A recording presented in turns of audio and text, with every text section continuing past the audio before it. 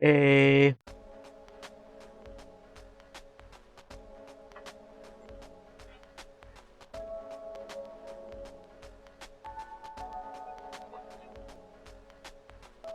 Alright. Let me see if everything's good. I think you're alright.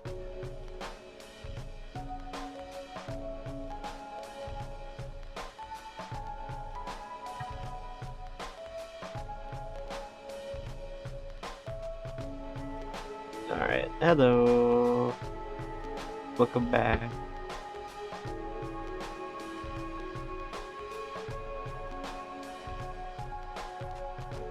So, okay. There's some like big, there was this like was it Resident Evil 9? They had a stupid leak today. Or PlayStation leaked them like hard, like really bad. Like classic PlayStation though, they for some reason they leak stuff out a lot. I don't know why. It's just a thing that happens with them. Why does my thing have it? I don't know why my drive has that. Okay. My drive has a symbol on it, and I don't know why.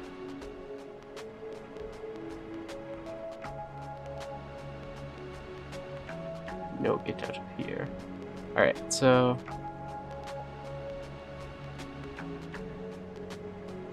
So yeah, we'll be continuing more of Ace Attorney investigation. It is the investigations. Very fun time. Very evil prison and fucked up. Very evil and fucked up. You can't put swears on titles, so I can't do that. Wish you could, but you cannot. You cannot put fuck in your title. Or you will get, I think you can get reported for that. But, yeah, let me set up my thing.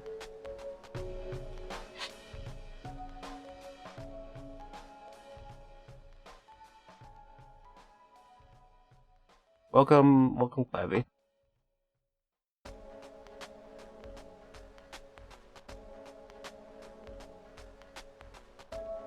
Let me set up the thing.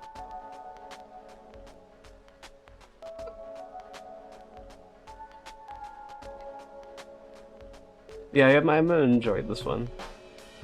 I can't say crazy much because I just got past the first episode. And now I'm on the second episode. So I can't say too much yet until I finish the whole thing. But it's pretty good so far. It comes in with like a crazy second, or first episode. It's just intriguing. Alright, that seems to be good. Alright, I think we're good. You switch over. Alright.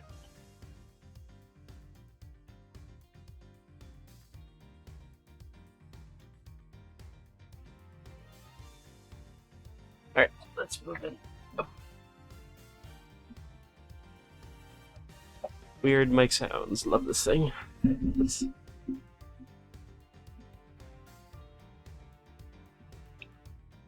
I still gotta buy a new mic. That is the plan. I do gotta buy a lot of new things, don't I? I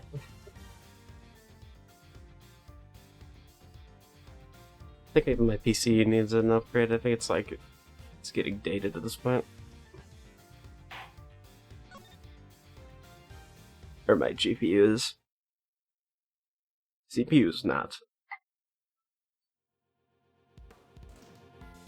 Alright, let's do this. What was your voice? I don't remember. There was a show right after 10 a.m. Came back here after, did me some training. Leastways, I tried to. Barely got in count of 2 before somebody screams, "What the ah?" They said it exactly like that. I thought it was very odd and weird. The guy was hollering and hollering, what? Crying for help. But what can I do? I'm locked up in here, right? So I tunes it out and I get back to work. Okay, that's it.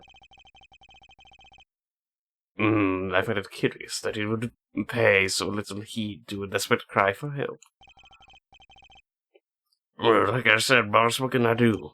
Besides, it's a joint. Don't nobody think nobody for getting involved in what ain't none of their concern. Oh, it's Fender's voice. I don't even know. I forgot. Oh, it's Elvis. Yeah, that's what the voice is. That's not the voice. Okay. I have to get back to that. Baby, I feel you, brother. Best you can do is rub a neck from in there. Anyway, am I right? Yeah, there it is. You mentioned training, Mr. Carcerato. Carcerato. I can't help but notice how well equipped your cell is. There's the guy, the fixer, they call him. What's a fixer? Fellow who can get his hands on just about anything you need for a price. Whoa, my animation.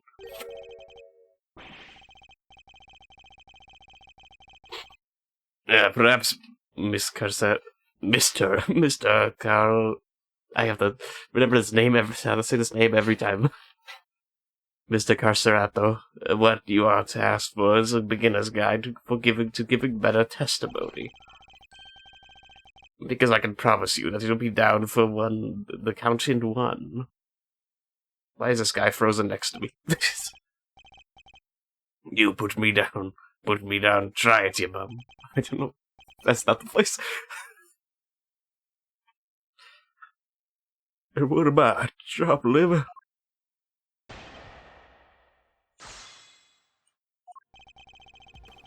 That man you have on you is constantly looking at me. Please keep their eyes off of me.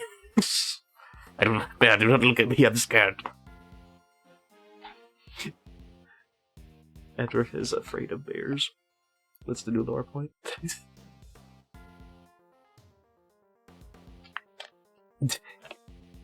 Alright. There was a show, finished right after around 10 a.m. Come back here after I did me some training. These plays I tried to, barely got to the count of 2 before somebody screams. Okay.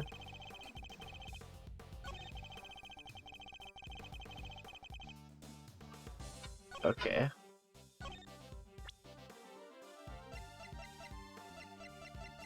So you heard... So somebody screams. I'm gonna hold that one. That is more about the scream you heard. Oh no, I don't remember his voice. His voice the one it. The scream of a guy about to scream his last. And I should know. Whoa there, buddy. Oh, there's a time and place, you know. That Elvis voice is kind of scuffed. I have to get. I'll get back into it, okay? So it was clearly autumn. By my book. Andrew just starts advertising. Got back into a corner fighting for his life. You ever heard of something like that, boss?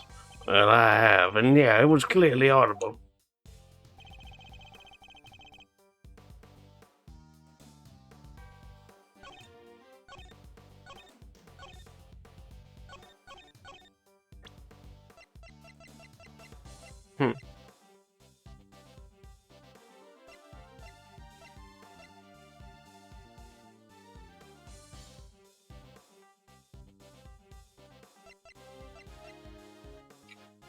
The chess piece made a noise.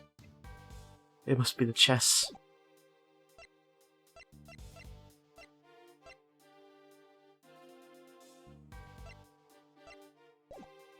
Okay.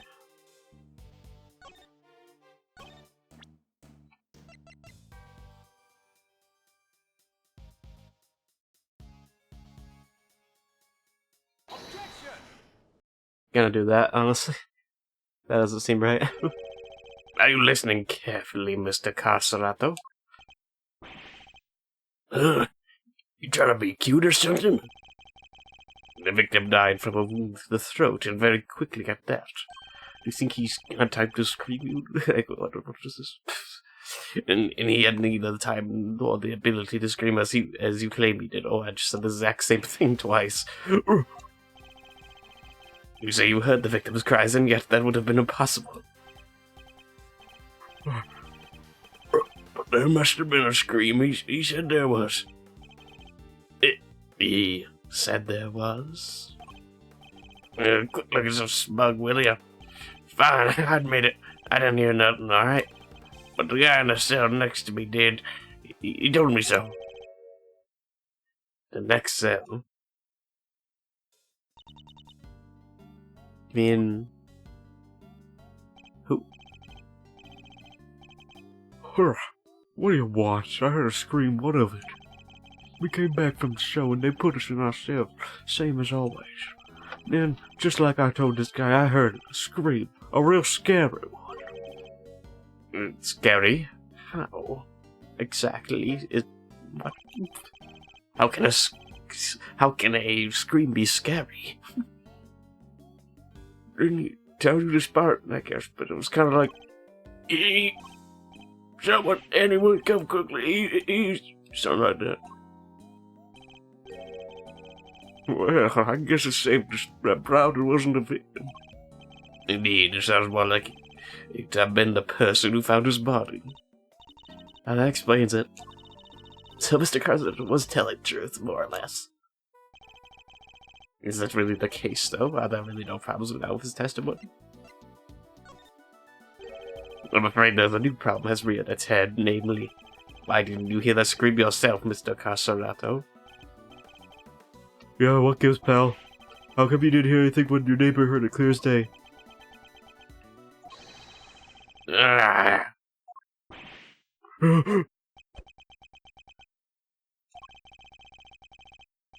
What do you think, I did a crime or something? Huh? From the inside of this here cell? Guy died over there in the workshop, in case you forgot. Well, yeah, it does seem a little weird now I mention it. He's right. Neither of us could have done it. Because let me tell you, if I could get over this out of here, this cage and murder somebody, you all be toast. Ooh, I put up. Who was this?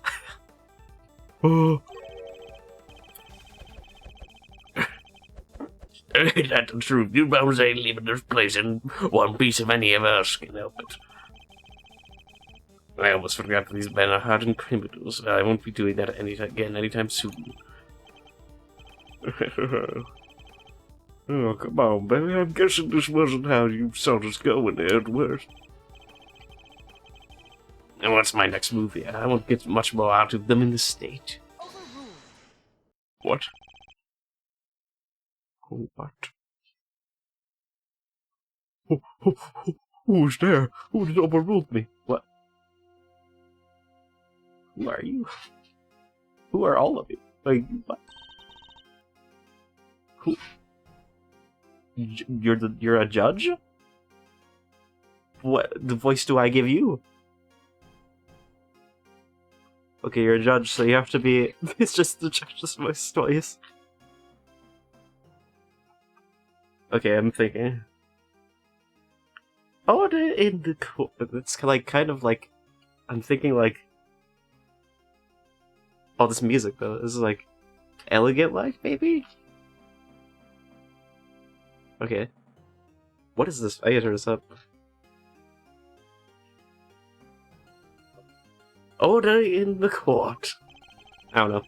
Well, we'll get it as we go. I'll figure it out soon. Who died? Who it made you the boss of me, huh? Can't you see we're kind of busy here? Ooh, okay. Kind of evil? I don't know, that's not really evil, but... Like, literally, like, okay. Hush now, silence is golden.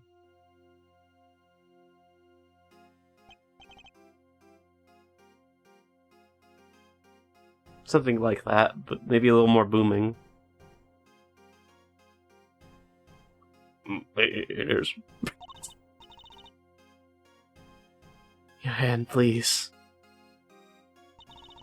By the power invested in me, I hereby sentence you to this blissful silence. Praise be, Isabel White's life awaits you. No money, no possessions. May the goddess of justice watch over you, now and always.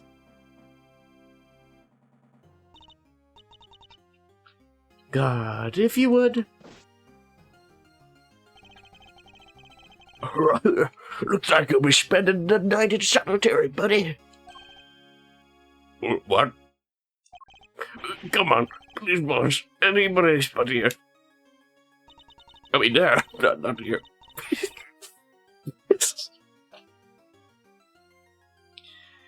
If there was no need to be afraid, my child. Ooh, that's... Okay, now I'm getting Toriel vibes. Now I'm getting Toriel vibes. Just because the my child part. If anything, you should rejoice. This is a blessing, a chance to redeem yourself, to be reborn. Oh, you're shaking me. I'm getting kidnapped. Oh, goddess of justice, bless your child and keep him in your care. Oh, Holy One, we give thanks in your name. And you are.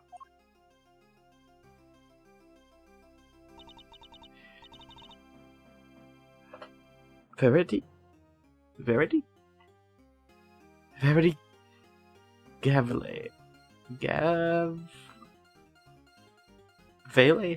Gavele?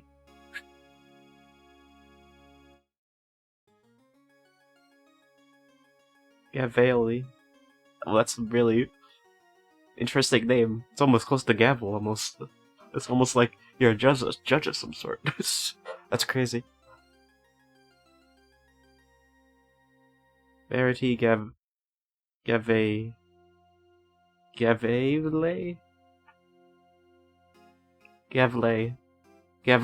I don't know. I'm just gonna... Gavele?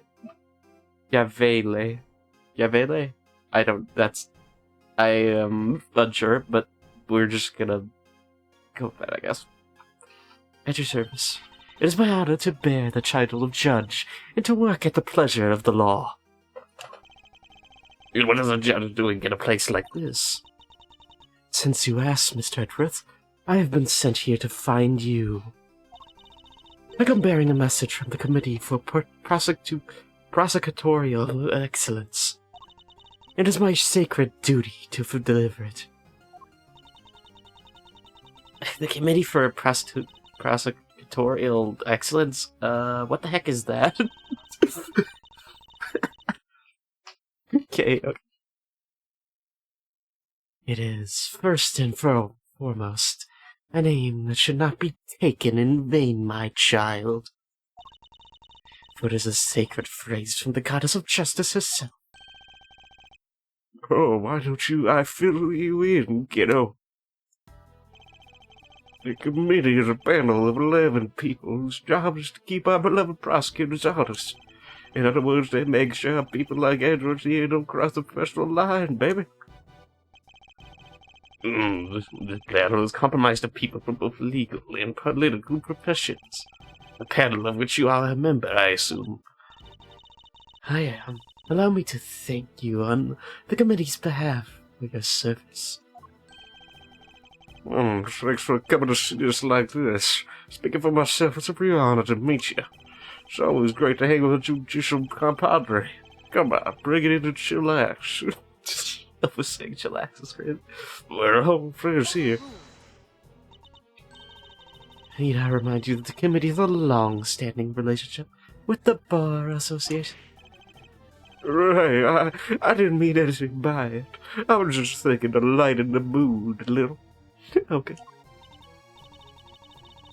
So your job is to find bad prosecutors and punish them? Precisely, my child. Praise be to the goddess of justice for bestowing her gift of insight onto you.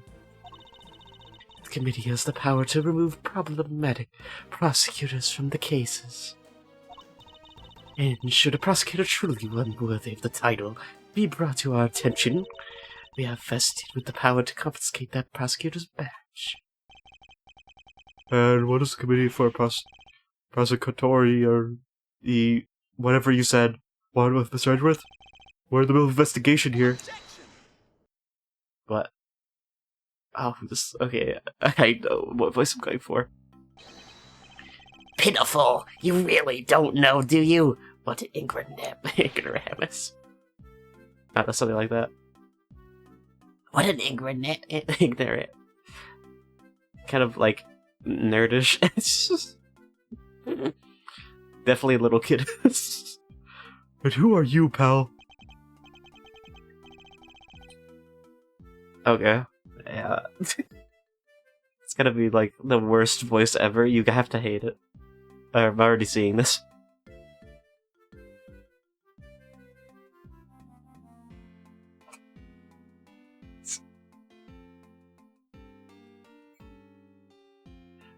Alright. I have to think of a name or a voice for this. This has to be perfect. Welcome Eustace. Wow, that name seems to be familiar.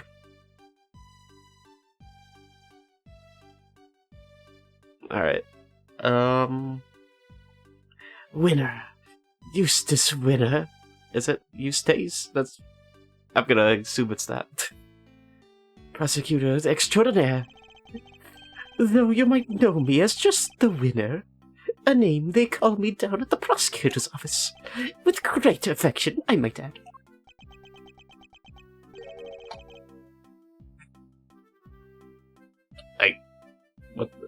I've never heard of you. And how about Detective Flatfoot over there? I kind of like that voice. I love this guy. Favorite. Nope. Name means nothing to me. I feel like I'm gonna have fun voicing characters. Well, it's to be expected of an ignoramus, I suppose. Ignorance is sweet, as they say. So I'm sure most things mean sweet nothings to you. Ignorance is bliss, Winner, and I don't think sweet nothings means what you think it means. It's entirely natural that you aren't yet acquainted. Eustace only joined us just last month. So he's nothing but a rookie. That rhymes with cookie. Mr. Edgeworth is not the time. I'm not just any rookie. I'm the winning rookie. Which he will prove himself to be in due time. Now let's get to the chase. I'm here to clean your mess up, Mr. Edgeworth. What do you mean? What do you mean? What mess? I have so much voices to do. Jesus.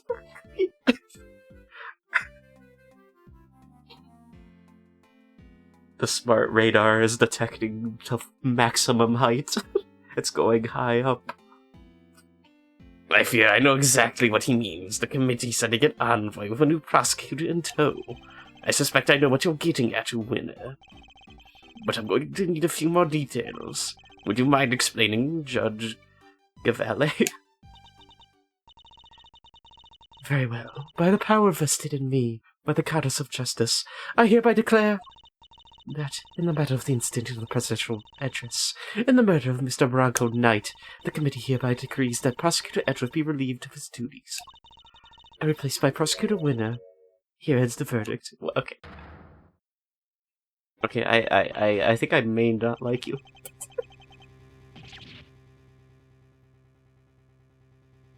Well, what? Mr. Edgeworth is off the case just like that? Judge Gambit, I believe I asked for an explanation. No explanation is required. The guilty verdict is in. The goddess has spoken, and her judgment is final. And what exactly have I done to warrant being taken off the case?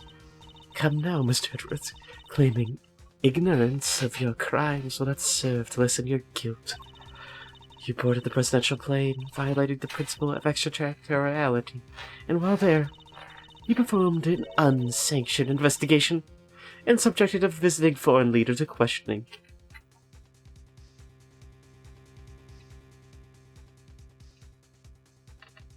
Yeah.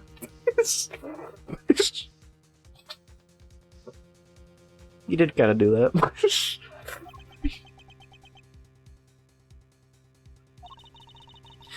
You were one wrong move away from causing a major international incident.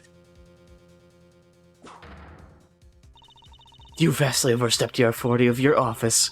To call it an abuse of power would be no understatement.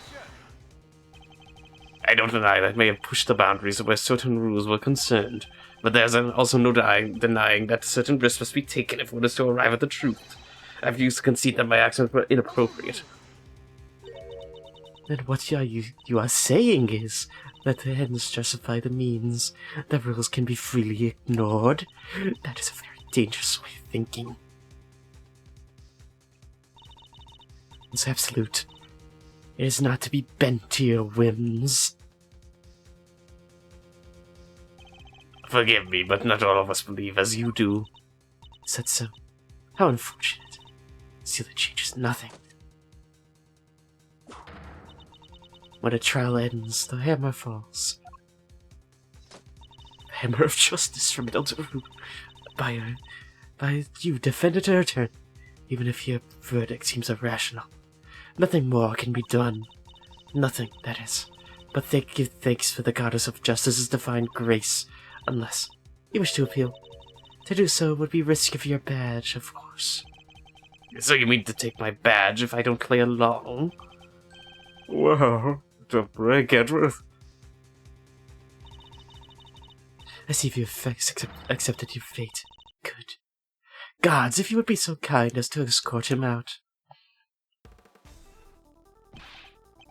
No, stop! I'm gonna step on your toes. Here comes you, don't do it.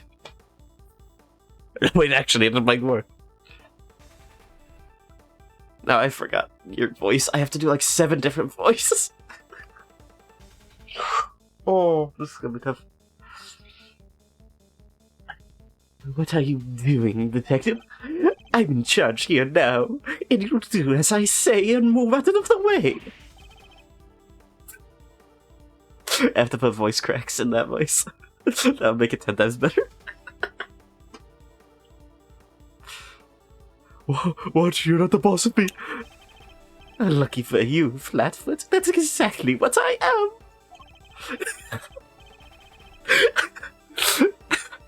Okay, that's perfect.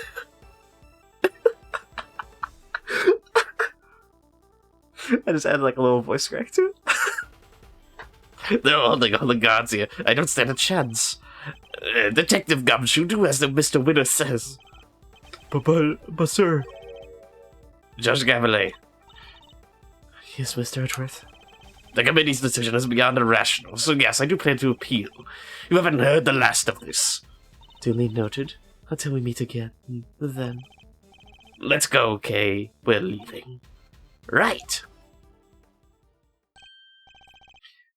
Oh, and remember, you know who will be getting a full report of all this.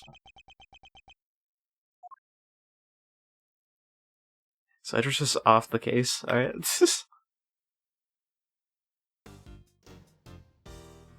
Alright, what is Edward gonna do now? Just gonna do it while off case, I assume? A suspect is arrested. Oh, you're just at your office? What is this episode? Okay. I still can't believe what happened yesterday. It was terrible. The way those two treated you. No, let's cut to Chase, I'm here to clean up your mess, Edgeworth.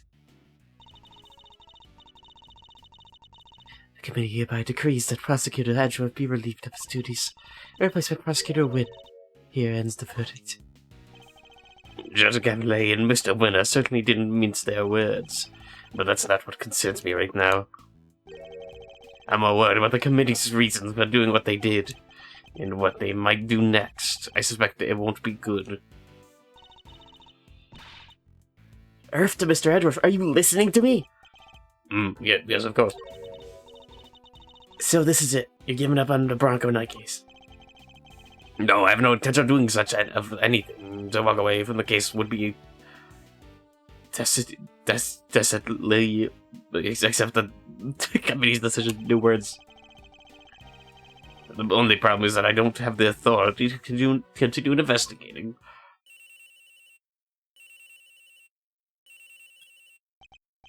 Yes, what is it, Detective? Well, that's some bad news, sir. Word down at the precinct is they just arrested someone for Mike's murder. What? Do you know who it is? No, but I heard it was Sans Undertale, and he's coming for you right now. What the fuck, Gumshoe?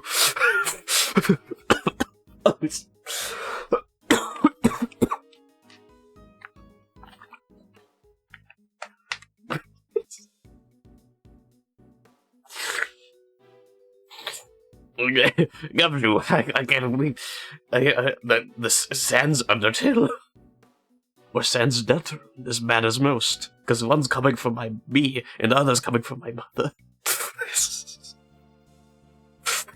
It matters if you tell me.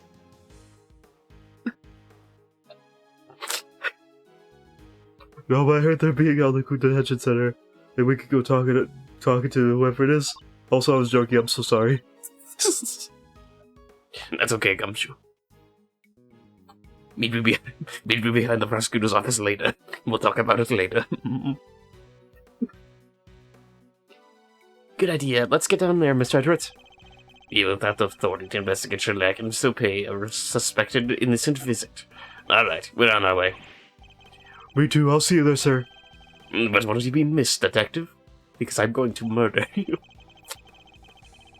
Well, no, you wouldn't. Everybody's here the person going over the crime scene anyway. Good. Then we'll see you shortly. Yes, sir.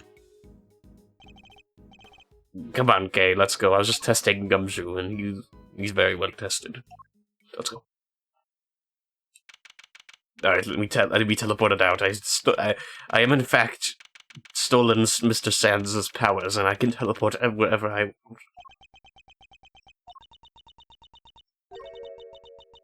So no sign of them, huh? Indeed. Wait, this is just like last time. Please don't attempt fate like that. No, I can't. I just can't. Sure you can, I told you. It's a pair of visitors. Sounds like someone really doesn't want to see us. No. This is the voice I'm going for. Just talk to them, please. But one of them's a prosecutor, right? Aren't they all super scary? All they do is scare at you. I'm Mickey Mouse. Right into your soul. Wow, you must be a suspect, and... Oh, see, I told you. Okay, why is this man sound like Mickey Mouse, and why is he so flustered? He just want to kiss me. Probably because you're being you. But I guess that's how you are. Thanks for clearing up absolutely nothing. Hey, what's suspect? You doing okay in there? Oh? I just want to have a little chat with you. No biggie, right? Oh, who are you? I'm Kay Faraday, Mr. Edward's trusty sidekick. It's a part-time thing doing while I take a break from my real job, though. Yeah, funny, I don't recall ever employing you. I don't think you're very employed. And that's Mr. Edgeworth. He is a prosecutor, but he's not going to stare a hole into your soul or anything.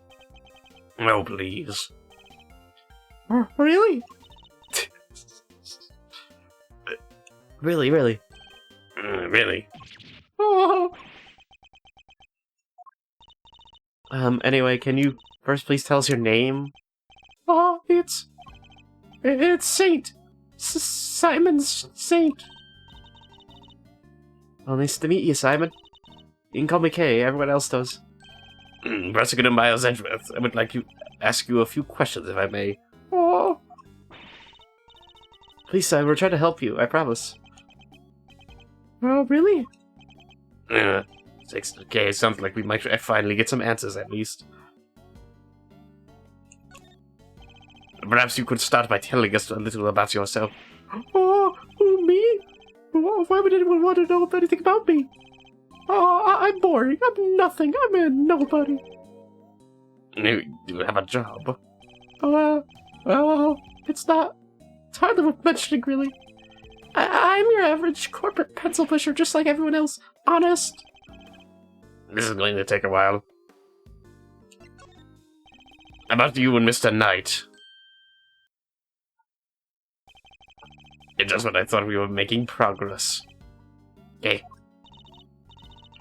So, Simon, do you know Mr. Knight? Come on, you can tell me. Oh, Bronco? Yeah, I knew him. He was, we were friends. Interesting. I wonder if you knew that Knight had been arrested. And, did you know Mr. Knight had been arrested? Yeah. I even came to visit him.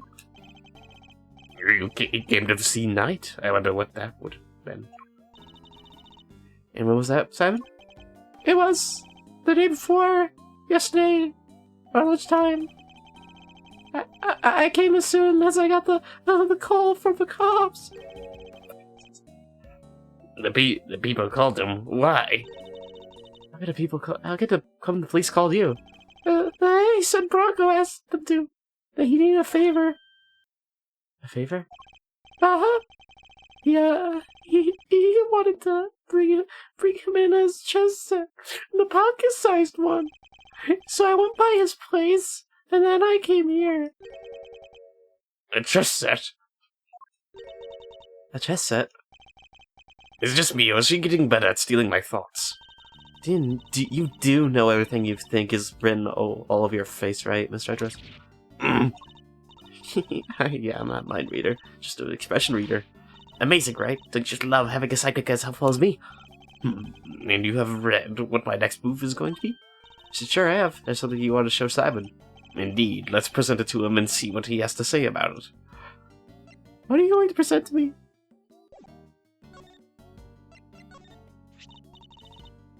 It's this chess set.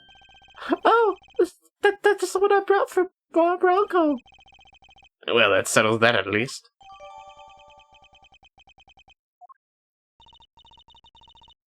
We found it next to Mr. Knight. He always had a type of chessboard somewhere nearby. I'm not surprised he had it when he. Simon, you and Mr. Knight, you were very close, weren't you? Yeah, we were best friends. At least I thought we were, but I guess I was wrong about that. What do you mean? If I knew him so well, why was it such a shock for me to find out that he had killed someone? It's not easy discovering that someone you're close to has committed a terrible crime. It's a very bitter pill to swallow indeed. Like my coffee I down every night. How could I have been it all like this? I never could have imagined something so awful. Something's not right here, Miss Edgeworth. There's just no way Simon murdered Mr. Knight. Yes, he certainly doesn't seem to have an obvious motive. Then again, he wouldn't have been arrested for no reason either. Wonder what grounds they had for doing so. Why were you arrested, Mr. Saint? I just don't get it. Why won't he talk to me? I don't know. Honestly, I don't know. Well, he answered you, Mr. Edgeworth. I guess he's not scared of you anymore. Thank goodness for small miracles. The cops burst in my house this morning, out of nowhere. And if I knew it, I was here. These policemen, was there a prosecutor with them? Yes, some kid named the winner or something. A rookie? I thought as much. So, did they interrogate you yet? What? I'm going to be interrogated? By the cops? Well, yeah, I mean, you've been arrested. You're a suspect now. No! No.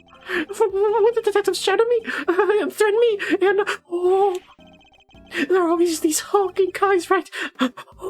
Get in your face and force you to... Detective, get some shoot. They come soon, reporting for duty. I'm gonna turn you into a pie.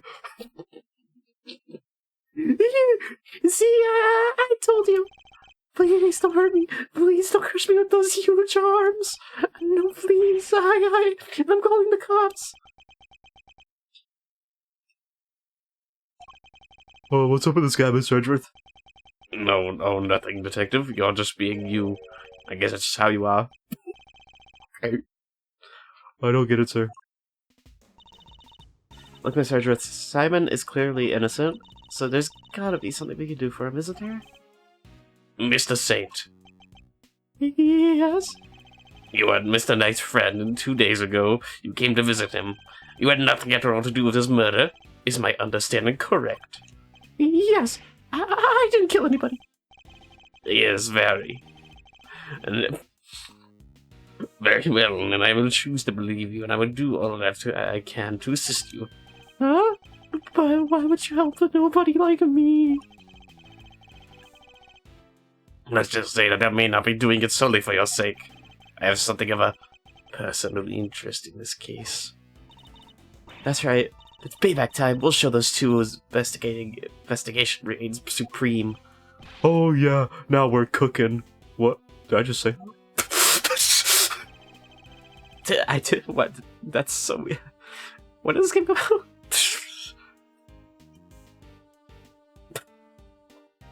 I think I should just say that.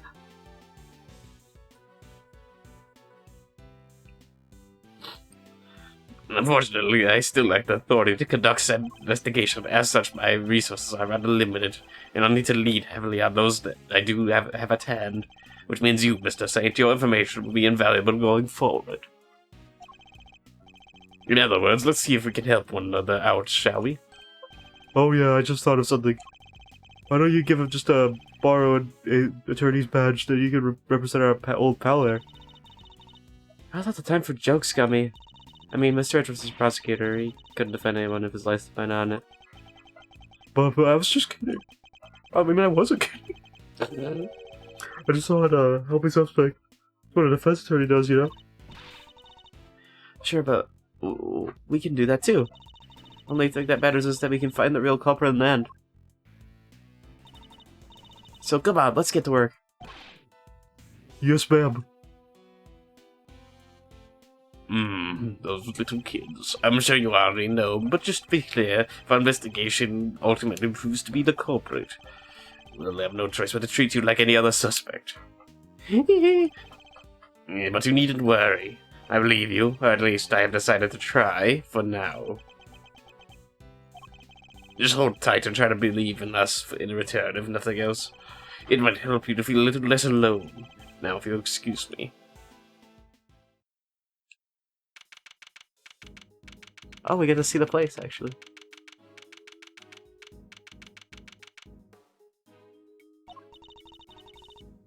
So we talked good game in there, but we can't even get back inside the main bridge to see the scene of the crime. Maybe defending the guy in court is our best bet after all. Gummy can't defend for his life, remember? Well, who do we have here? Oh. If it isn't Mr. Edgeworth in the gang, What are you cats doing? listen, pal, if you come to harass Mr. Edgeworth again, I'll... Hey. I'm afraid to flat-foot strolls. I'll be at work. Work? What? You're here to defend somebody? Whoa, the K-Meister does it again in one. Aren't you just the uber intelligentes of one the bunch? Uber intelligentes? That's not how you use either of those words, Fender. That's true. Somebody say I'm an easy-going road, but I'm actually not a half bad attorney. which is why I've been summoned to the old Jallaroonie for a meeting with the old new client. I suspect there's one Simony Sainsbury. You mean Simon Saint? Whoa, that's freaky. You know more about my job than I do. Wait, Mr. Fender's a defense attorney. Aren't you thinking what I'm thinking? My fear might be. In fact, it could be our only option. Not so long, I found myself embroiled in another case that wasn't mine. I managed to worm my way out of the crime scene by agreeing to be a certain someone's subordinate. But an expert I have ever wanted to repeat, but I fear I may have little choice. Fender, Before you say another word, I just gotta point out that Firebird Edifant doesn't take an associate's baby. Say it is so. I hear you protesting, but Papa's prosecutors are a no-go.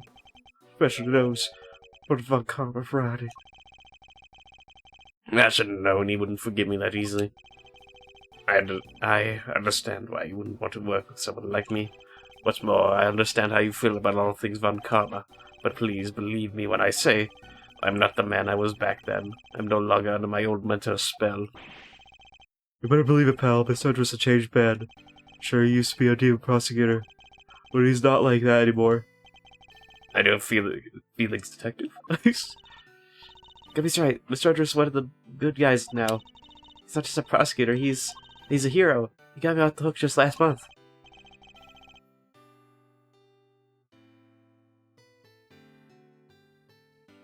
You don't say. Well, that escalated quickly. That was why it's turning to Hank Hill. But he was there. There's no other word for it. He was heroic, great, fiefly even. Please, Fender, don't you think there's something odd about the way the committee stepped in yesterday?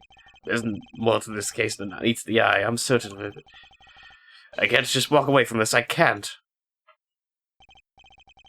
Please, allow me to help you in this investigation.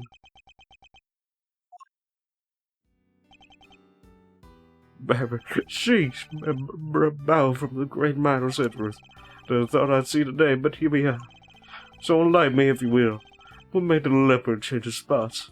Well, I suppose I would have to say, the courtroom itself. I have experienced so many things and met so many people there within its four walls, including some old friends who showed me a better way to be. How could that not change a person? Well, I'll be. The old you would have never bared a soul like that. That was beautiful. It might even surprise you know how much that takes. I'll tell you what. Here's what we're going to do. We're going to start again with a clean slate. Your shoulders is me. Let's start for a thing called Law Office's Eddie Fender Senior Partner. Edgeworth? That's right. Mr. Fender may have began his legal career as an assistant to my late father, Gregory Edgeworth. Oh, they're connected. What? Your dad was a defense attorney? So, you know who Mr. Fender keeps talking about is... Clever K-Master nails it won yet again. Oh, that's right, I was talking about his own man. Guess you all noticed I kept his name over the door, so to speak. Least I could do for old Gregory, really. Listen, Edwards, Miles, I'm going to level with you here. I don't trust you. Not fully, anyway. I can't forget all those years you spent licking Von Karma's boots, you know. Anyone can say they've changed. I'm gonna need you to prove it, baby.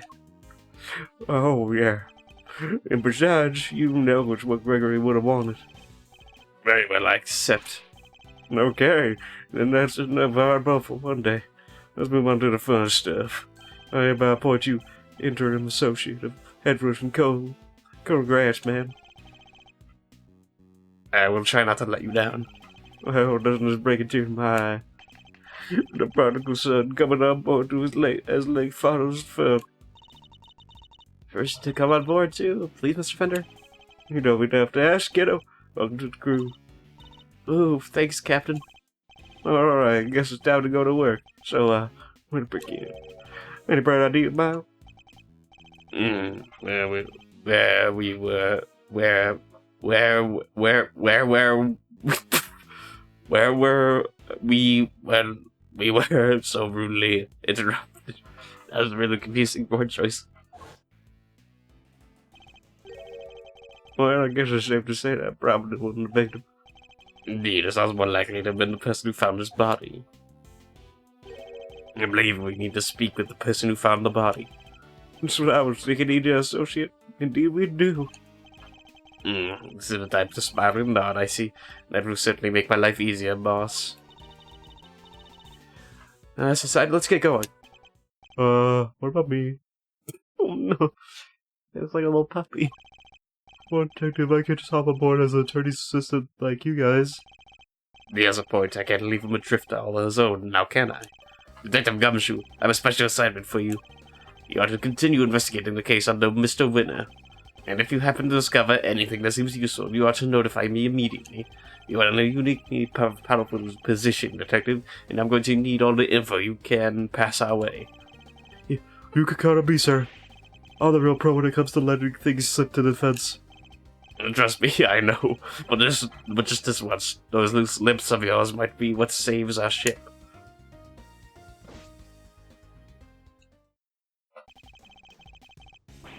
Throw the wide prison gates open, good sirs, because here we come.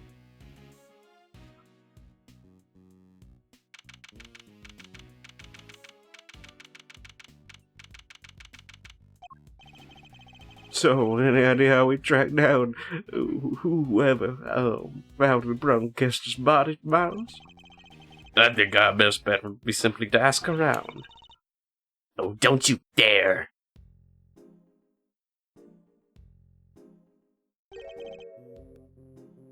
Who is this?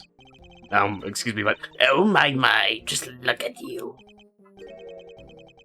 Oh, are you talking to me?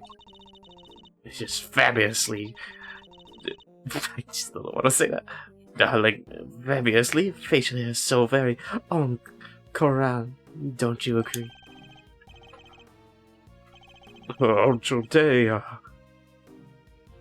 Madame Mosley. I probably mispronounced that. Really? I don't. Hopefully I didn't. But yeah. I have never seen that word in a while. I think I may have seen it once. much obliged. A defense attorney and defender at your service. Let's get things off the right foot, shall we? A little embarrassed, perhaps. Oh, I like the sound of that. What?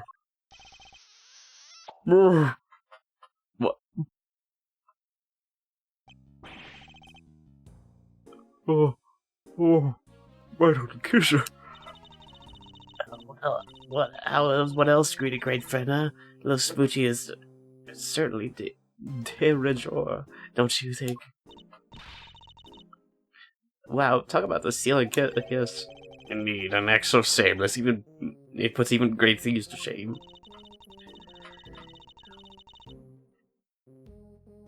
Physical contact is so important. It's a form of expression for a little family. Everyone in this lovely home will tell you as much. I have everyone else's hip to that. I can be hip to that too, sure. Fifi little guard. By the way, warden of a charming abode. You may call me Fifi, of course. So she's the warden of the entire detention center in the prison facility, is she? A pleasure to meet you, Miss Lagarde. My associate. I am a prosecutor, associate with Miss Defender's practice. I hope you don't mind me asking, but were you here in the prison yesterday? Oh, don't be silly, darling. Of course I was. Yesterday was a very important day, after all. Important in what way, exactly? A big meeting of some kind, perhaps? A meeting? Oh, heavens, no! I couldn't think of anything worse. No, yesterday the circus came to visit. It was simply a spectacular event featuring some terrifically talented animals. anyone who was anyone had to be there. If you were here at home, you were watching the show with me. The performers set up a special stage in the yard just for us. We are one very lucky family. I don't know how to pronounce French words. I only know a few. So, she was at the circus performance for the inmates yesterday morning. Mr. Carcerato mentioned the show yesterday as well. Must have been talking about the same thing.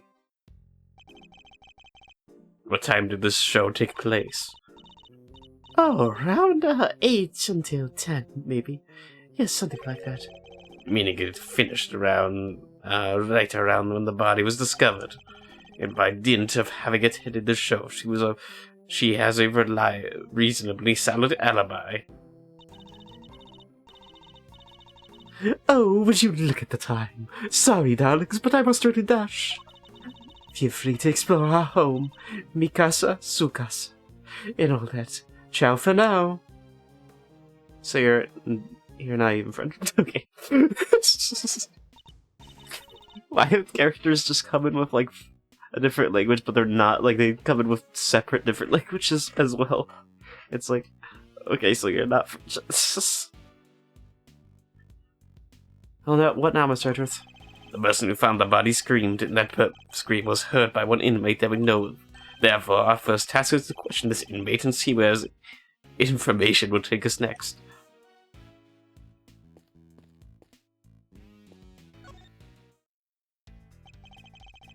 Right of the kisser. She seems to have given you quite a shock. And why is that, I thought you were a man of the world.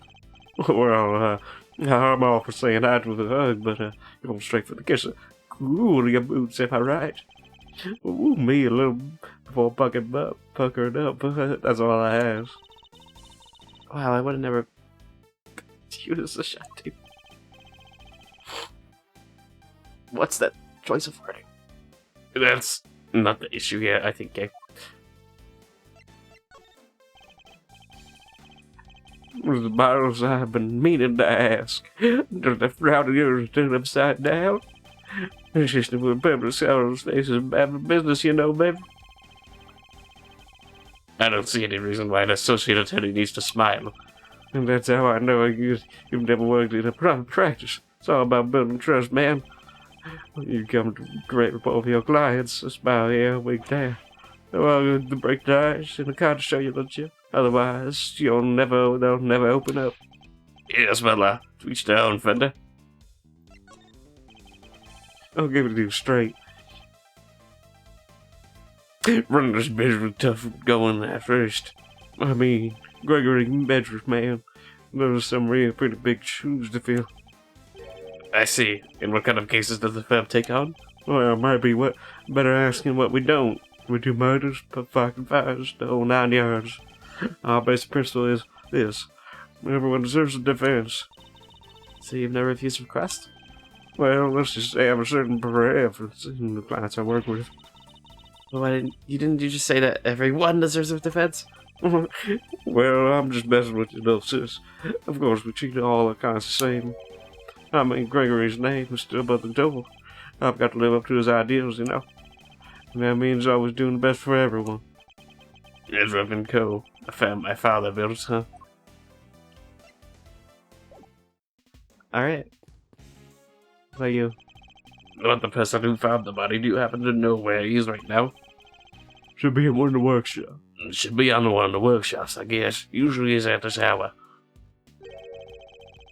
Then it seems the workshops are part of our next port of call. There is a donkey.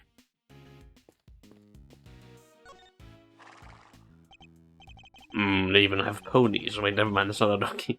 This one's even only big enough to carry a small child. This is a great Mr. Edgeworth. It's like being at zoo. Except it's the humans, not the animals who live in captivity here. No one would mind if I took one home with me, would they? If by home you mean behind bars, then no, I suppose not. I'm going to slowly walk away from you. Look, Mr. Edgeworth, it's a monkey mountain.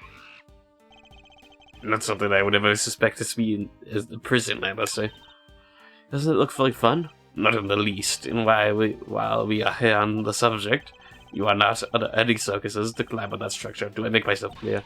I have to show that monkey who's boss. Please, Kay, you really don't.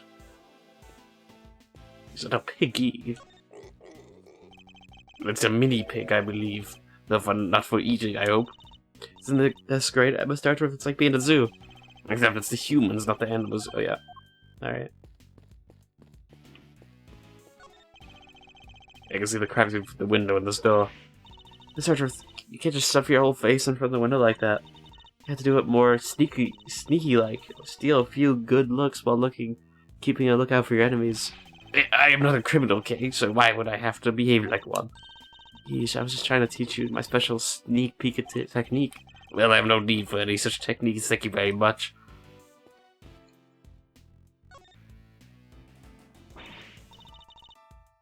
Hello, anybody in there?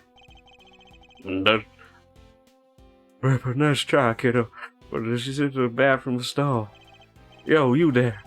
Could you help us out here, my good man? Yes, sir. What can I do for you? Voice. Everybody's voice. Is somebody using this workshop right now? Yes, sir. One of the prisoners was in there. Just confirmed it myself during the noon time roll call. We'd like to speak to the prisoner if that's all right. Sure, I'll go fetch him right now. We'll take a second.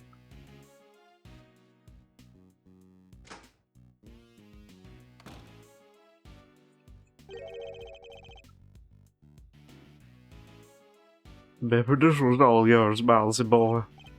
What? Why? Let's just say I'd rather not roll the dice with someone I don't know, yeah.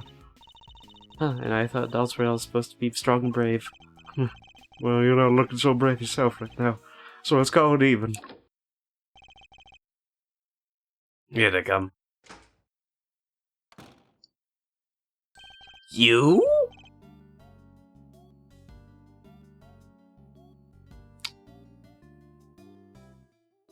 It's been a while.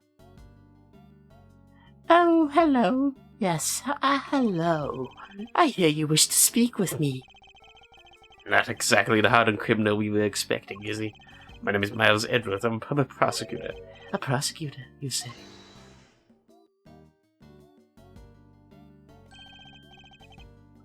A defender, attorney at law. What happened to being too scared to handle this? Listen, sorry about my pal here. He gets a little weird as ideas. Prosecutor indeed. That'll be the day. He's actually just an associate. Jeez, Miles, get a grip, will you? He's right. I mustn't forget that I'm a defense attorney's assistant for the time being. I'll explain it. I did think you looked a little different from the prosecutor I spoke with yesterday. So he's already spoken to Winner. Would you mind answering a few questions? No, of course not. I'd be delighted. My name is Sawit. Frank Sawit. This was all yours, my young associate. Sure, I've been doing everything. Why not? Mr. Sawit, you are no doubt aware that a murder took place yesterday. Would you mind telling us where you were at the time the body was found? Hi. Yes, I was in that workshop there, working as one might expect. What kind of work were you doing? I'm actually training at the moment. I'm hoping to become a stylist, you see. A pet stylist, that is. Yes, so I've been studying hard. I'm practicing every moment I can. Unusual field, a bit befitting an unusual prison, I suppose. And that's it. I certainly didn't see anything. Interesting. I barely asked him anything at all, and he's already sweating bullets. So, yes, I'm afraid I won't be able to help you. Sorry. No, I'm the one who's sorry, Mr. Sawit, but this interview has only just begun. Well, I mean, even if you were to ask me, You know something, don't you? Yes, it's that. He's definitely hiding something. I need to push him a little harder to get any answers. Well, I'm getting a little headache from doing all these voices. Oh, it's chest. It's my chest. Okay, here we go. Oh my god, this is really manic. Those voices.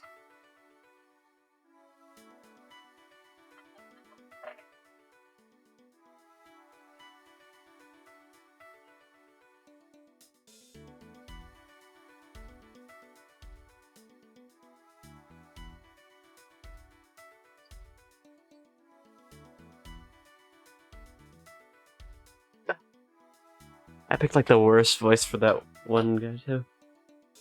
Oh, it's timed.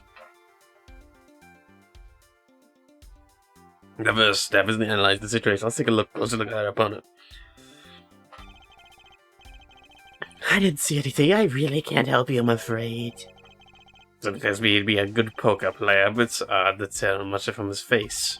And I don't think he'll be giving me much in the way of physical cues either.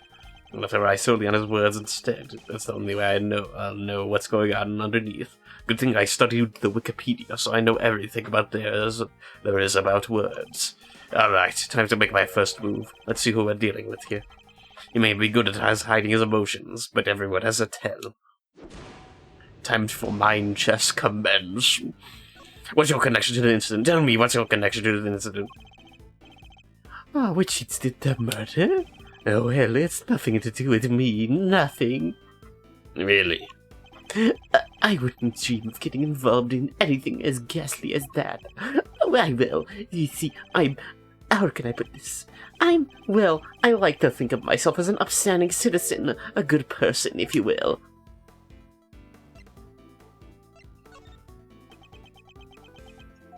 If you don't have anything to ask me, I do need to be going. Perhaps a little more proactivity is called for.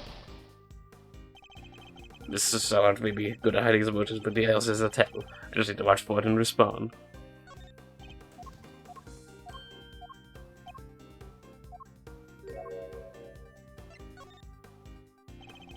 Forgive me, no sour, but under normal circumstances, good people do not tend to end up in prison. That's... So you do well and tell me what you know about the incident. I don't still have to tell you people. I don't even know anything, I swear.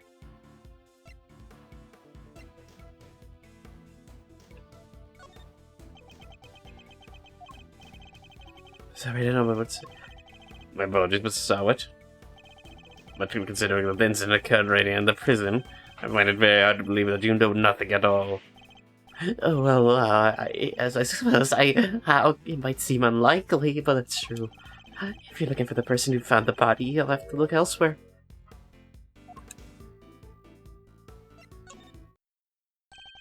Why do you think I'm looking for the person who found the body?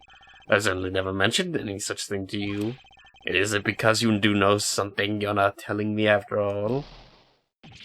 No, I sense that's who you might be looking for. That's all. I'm simply a pet stylist in training. I don't know anything, truly. There's no doubt about it now. This man is hiding something big. In which case, let's find out what he did yesterday, the day of the incident. But he's very good at hiding his true feelings, but not for long. It's time to smash that mask of his, and see what lurks behind that phony smile. Tell me about the day of the incident. If you really don't have anything to do with the murder, then you have nothing to hide, right?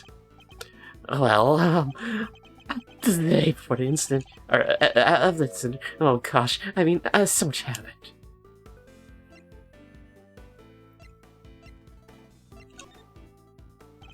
I want you to know what you are doing, Mr. Sawat, in detail. I told you I'm a pet stylist in training, and that's what I was doing yesterday. Training, specifically. I was giving the animals a trim. You didn't notice any commotion at the time of the incident? I would imagine things were certainly quite tumultuous around here. Well, a commotion, you say? No, not really. Maybe I heard something, but... You heard someone? Was this someone screaming by any chance? Don't try to tell me you don't remember. You continue to assert that you know nothing about the incident, Mr. Sawat, but I'm afraid I don't believe a word of it. Oh, I thought I heard someone yelling, but I don't really remember. The fact that you heard someone scream at the time of the murder may prove to be a useful clue. I want you well to bear it in mind. Tell me about the day of the incident. If you really don't have anything to do with the murder, then you have nothing to hide, right? Well, the day after the incident, oh gosh, I mean, so much happened.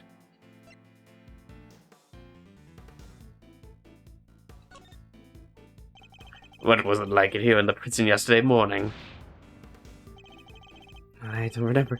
I don't have the best memory, I'm afraid. Damn it, don't follow my clue. You don't remember? Please. You literally just confirmed that you heard a scream. Oh, but I would have been mistaken. The truth is, I really don't remember. Your memory fails you yet again. How convenient. But I know you're lying, Mr. Sarwat.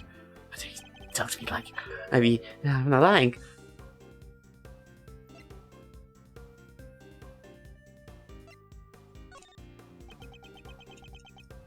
Look, if you must know, when I'm working with the animals and I get into the zone, they're all I see.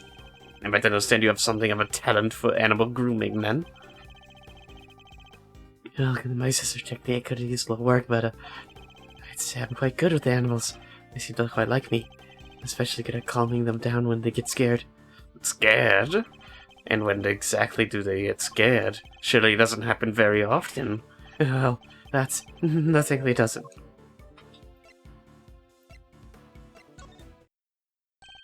A loud scream certainly would frighten the animals, wouldn't it? Why are you going to such lengths to deny having heard the scream? What is it you're hiding, Mr. Sauer? Tell me. I can assure you I'm not hiding anything. I'll admit I did really hear someone scream. But I'm not hiding anything, I promise. The mask is finally beginning to crack. Now to shadow it completely by asking about the scream itself in more detail. I'm afraid I am about to learn a painful lesson, Mr. Sarwat, that hiding things from me never ends well for my opponent.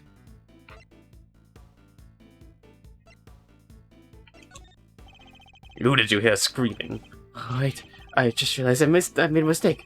But it's happened. I was out in the yard, yes. So, I didn't hear anyone screaming. No one at all. I don't have a clue as to how to push this conversation forward after trying another attack. When did you hear this scream? Oh, wait, now I remember. I forgot about the show. They put on a show for us prisoners around the time they'd see. Yes, performing animals, if I remember correctly. That's where I was in the morning. So now you wish to claim that you didn't hear a scream because you were at this show?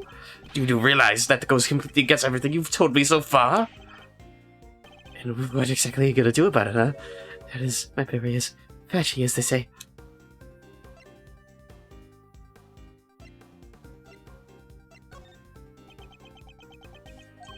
Now, this show really had to be seen to be believed. Indeed, did it? Tell me, what kind of animals did you see? Let me think. Well...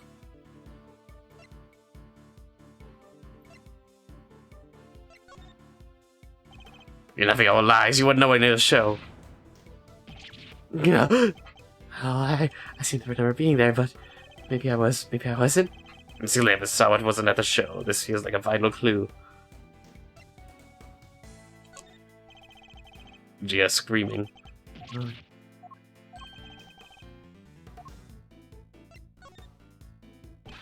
How long will you plan to keep up these lies? I already know what they want at the show. The game's over, Sawit. It's high time you told me the truth. I demand to know about the scream now. I can't tell you what I don't know. I didn't hear any scream, not from the person who found the body.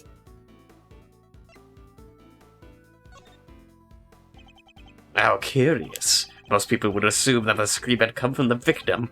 So then, why do you think it came from the person who found the body? I made a mistake, that's all. Now, Mr. Sawit, how did you know it was the person that found the body who screamed? It's,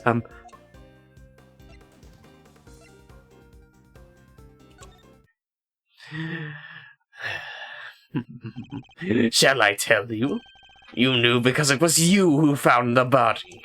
And the scream that was heard when the incident occurred didn't come from the victim. It came from you.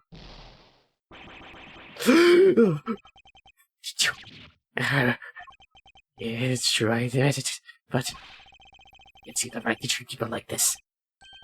Checkmate. What the fuck what'd you say? I honestly kind of killed that chest. I killed that chest. Mine chest. I was pretty good on it. I don't think I messed up once. I think. Wait, no, I did at the start.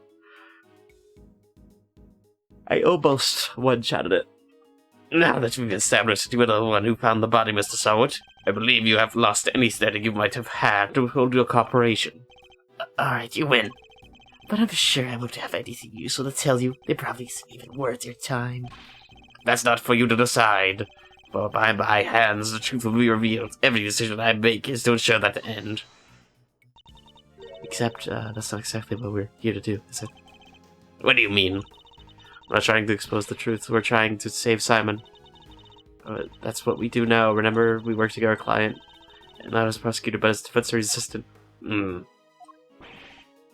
What the K-Master said, you need to listen to the kid more, you know. The client has requested the services of Mr. Edgeworth and Co.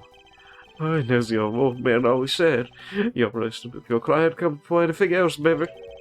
So if you think Mr. Singh's well-being is taking a backseat to some quest for truth, well, let's just say, I don't like to fire people, so I need you to fight against your instincts a little harder, yeah? This is, what is you used to? In any case, the importance of this man's testimony remains unchanged. Therefore, Mr. Sowett, I am asking you once more, what happened when you found the body? I saw in the workshop there by myself, practicing what I learned. I don't remember how, but I found myself in front of the door to the other workshop. I happened to peek in through the little window, and then I saw him lying there, a man not moving, dead. I got frightened and found myself screaming in sheer terror. Let me get this straight. The room where you were in is next to the one where the corpse was found. Yes, that's right. I was in workshop B. And you were there the whole day? Yes, from 7 a.m. roll call onwards. There are 3 roll calls a day, you see. 7 a.m., noon, and 9 p.m. And they check who's in the workshop doing roll call, correct? That's right. Nothing was reported to be amiss at 7 a.m., which means that Knight's body wasn't in the workshop yet at that point in time. Whew. This is tiring a little bit. Yes, that means the murder took place after 7 a.m. Which means it took around the time the show was happening. Ah, yes, the show. I never told the prisoners going to see it. And therefore, anybody who wasn't at the show has no alibi. Would that be a fair assessment, Mr. Sowett? I guess so, but I only found the body, I swear. There's a clear contradiction in Mr. Sowett's testimony. Rooting it out should be my first priority.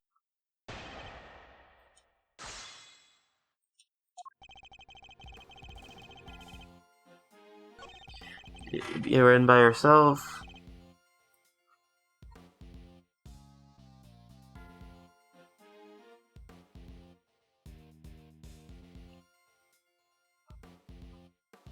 Interesting.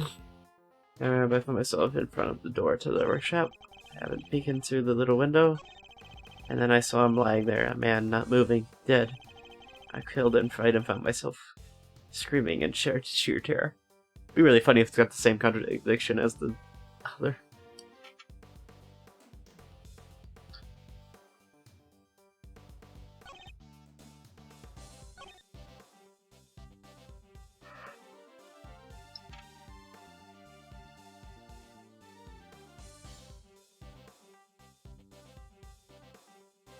Interesting.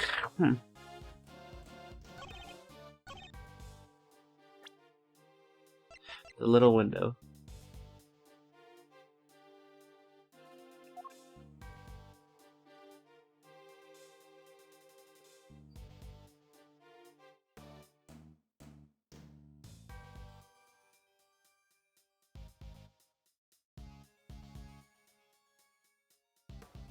Okay, gotcha.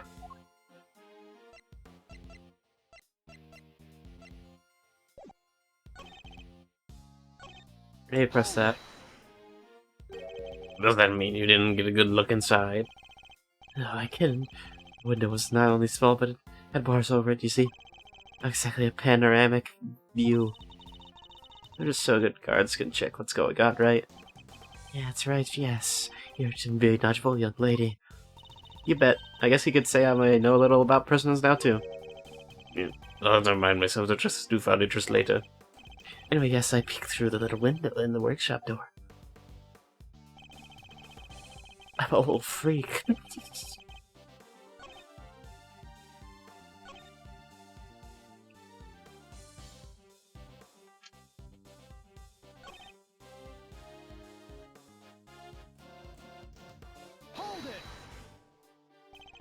You found yourself there, really? That's right, and then I found myself speaking through the window and the door. And why did you think to do that? Gosh, I don't know. I just found myself doing it, really.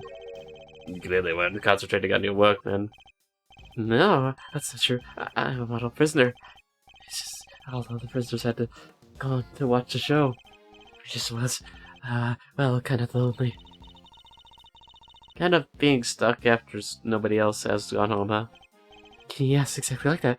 Anyway, I found myself in front of the door to the workshop in.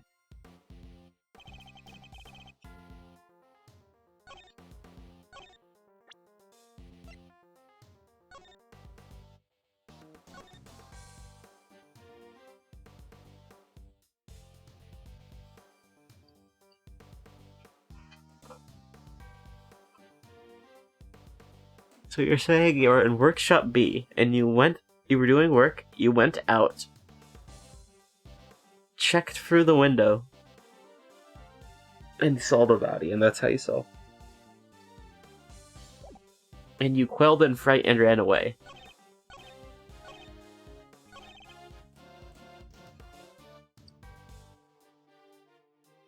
Oh, so you were saying you were the one screaming.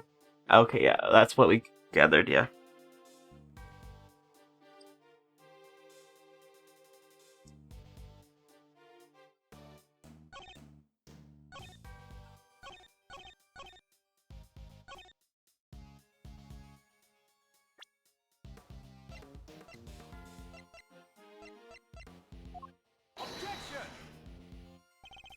It is that. Okay, I want to try that. It is not that. That's like my eye. Fuck.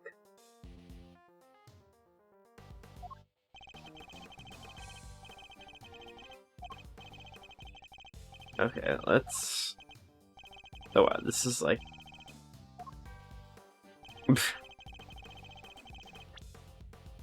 Okay, what do we have? Let's see.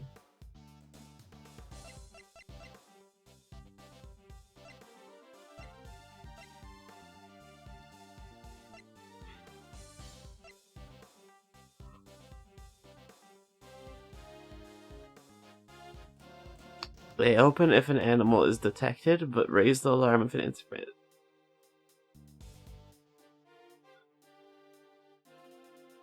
Okay, that's the contradiction.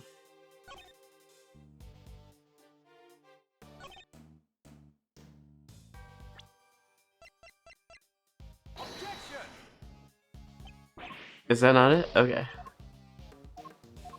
Here's the other one.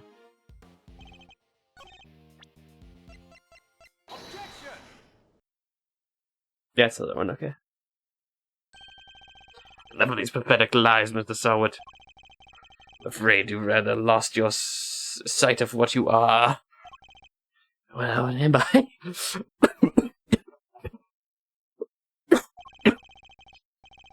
Precisely what I am. I'm a former newspaper salesman who's training to be a pet stylist. But that's not that's all who you are, is it? Or did you forget about the bracelet you wear around your wrist? A bracelet that marks you as a prisoner, and therefore unable to move around as you please. And as we both know, stepping outside that door would have sounded an alarm. Oh, well, that's But there's no way you could have looked into the other workshop without leaving the room you are in. Wait. Baby, who are we? It's nicely done, edgy room. Edge. But does that mean that Miss Soda couldn't have found the body then? Good question, Kay. Perhaps so can explain. It's, so actually, I might have forgotten to mention one very important detail. Sorry about that. I can explain exactly how I was able to see the body if you like. By all means, go ahead. There's a little trick we prisoners know about, you see. As long as you leave your bracelet inside the door, you can lean out without triggering the alarm. That's how I was able to peek through the window into the workshop next door. That's how I spotted the victim's dead body, which made me scream in fright. So you're saying he was able to take a look next door because he had kept his arm inside Workshop B as he leaned out.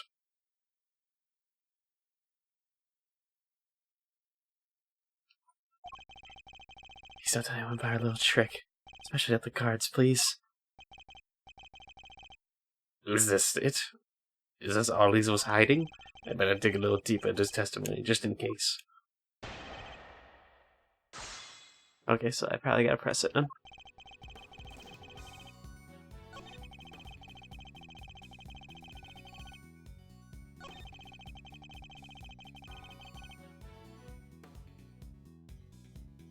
Those are so far apart, you are not making that.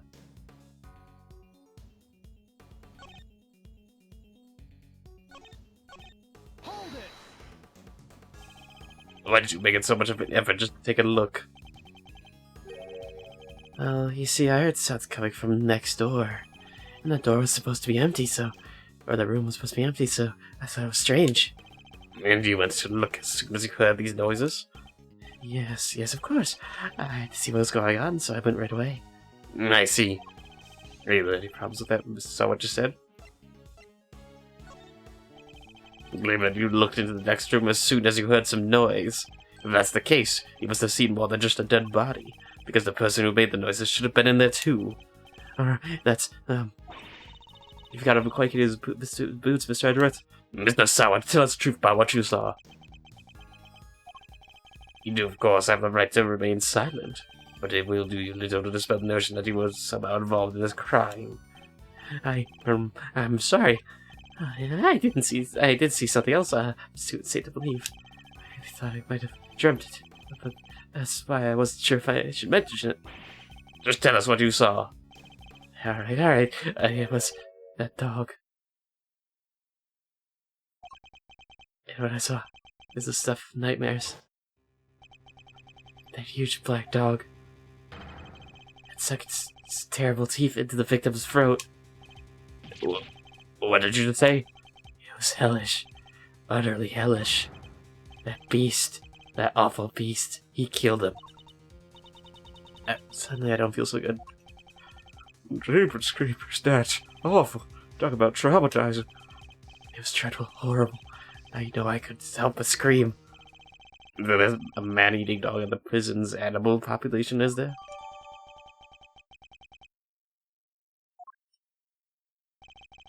That really is everything, I promise. You believe me, don't you? Though now, this one seems too far-fetched to lie, even for you. I'd like you to append what you just told us to your testimony, if you don't mind.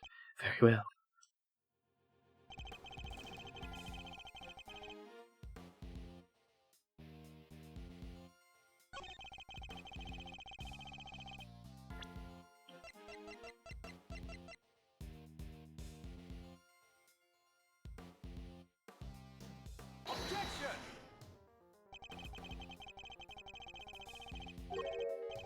Wait, it's a stab wound. Dogs don't make stab wounds, they make bite marks.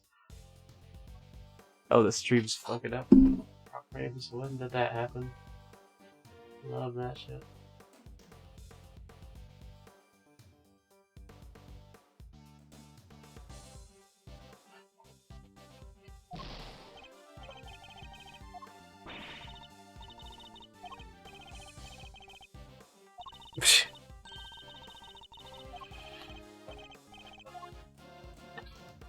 Remember that? Okay. Press. You're sure this black dog was biting the victim's throat? Yes, there was blood everywhere. The beast's mouth was dripping with it in. Whoa. Spare us the gory details, will you? What about the victim? Was he? Don't say it. Don't say it like it. You really need to ask him that, episode truth? Oh, okay. What was that punch for? I'm on your side here. He wasn't moving at all. He was just lying there. Meaning he was already dead. With so much blood just oozing from his neck. Oh, he was dead as a door to hell, I'm sure of that. Not even the twitch of a finger, just lifeless. Oh, enough already. Why do you have to go to every little detail like that? To give you a nice and accurate testimony. That is what you want, isn't it? Shall I add what I've said to my testimony, Mr. Edwards? Please do. It was awful, I tell you. Terrible.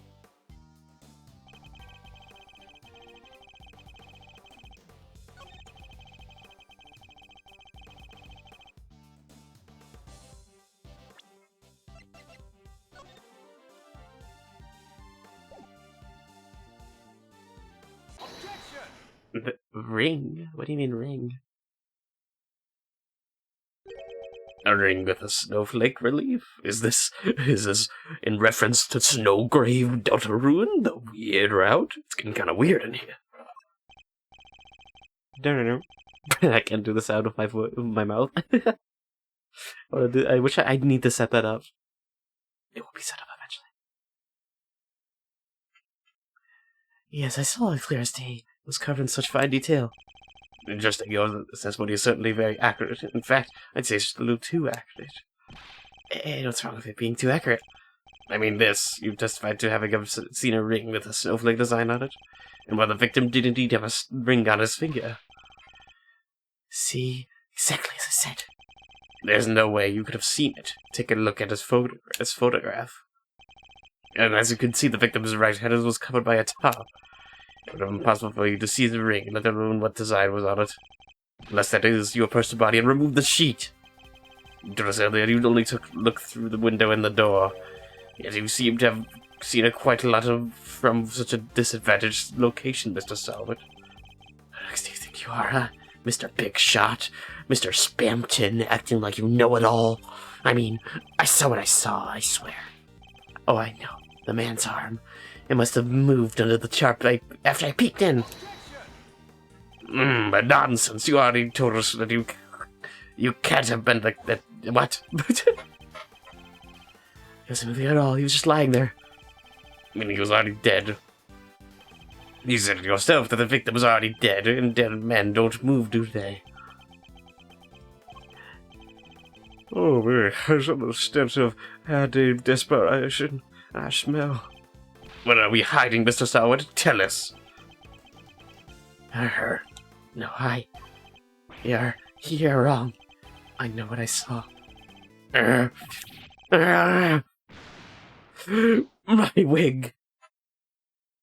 Your wig is now snatched.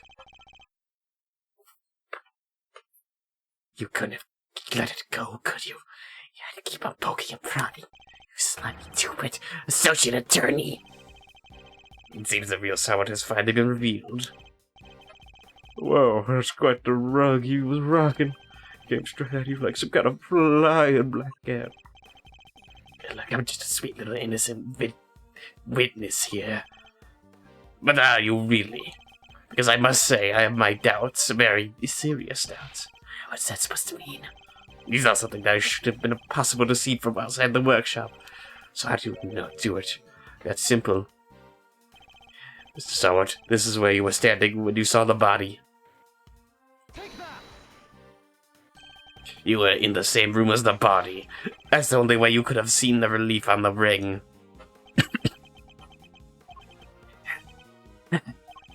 See what you meant, but you don't have a shred of evidence, do you? Nothing to prove I was in the room with the body anyway. Can't prove it, can you? Because I was in the next room over, minding my own business and looking after the animals. I also wanted to sign down a pair of rubber gloves for fun. Now shut up. I want to see the evidence that proves I was in that room with the body. Rubber gloves, you say? Remind me, Sasawat, what were you doing when you discovered the body? How many times do I was practicing my styling techniques. Of course, then perhaps this rubber glove might mean something to you. This glove was found by the victim's body. I do believe it was dropped by the killer. And I can't help but notice that I've assumed a glove tucked into your apron. No, this one's different. Yes, that one does seem awfully lonely, doesn't it? It's just a rubber glove. There are hundreds of them, all over the prison. That doesn't prove anything. Nothing, not yet, perhaps, but if I were to ask the police to check this glove for prints, I have a feeling the results would rather be fascinating. I'm turning into inverted colors. It's over. What the?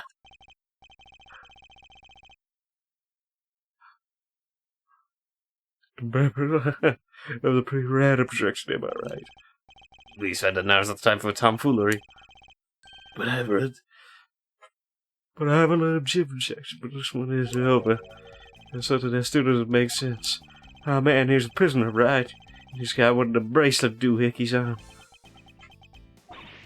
That's true, so how could he have left his workshop in the first place? This bracelet would have triggered the alarm if he tried. Right, we don't have a good explanation for that yet. Well, I hope anything you'd like to share, good buddy. We're all friends here.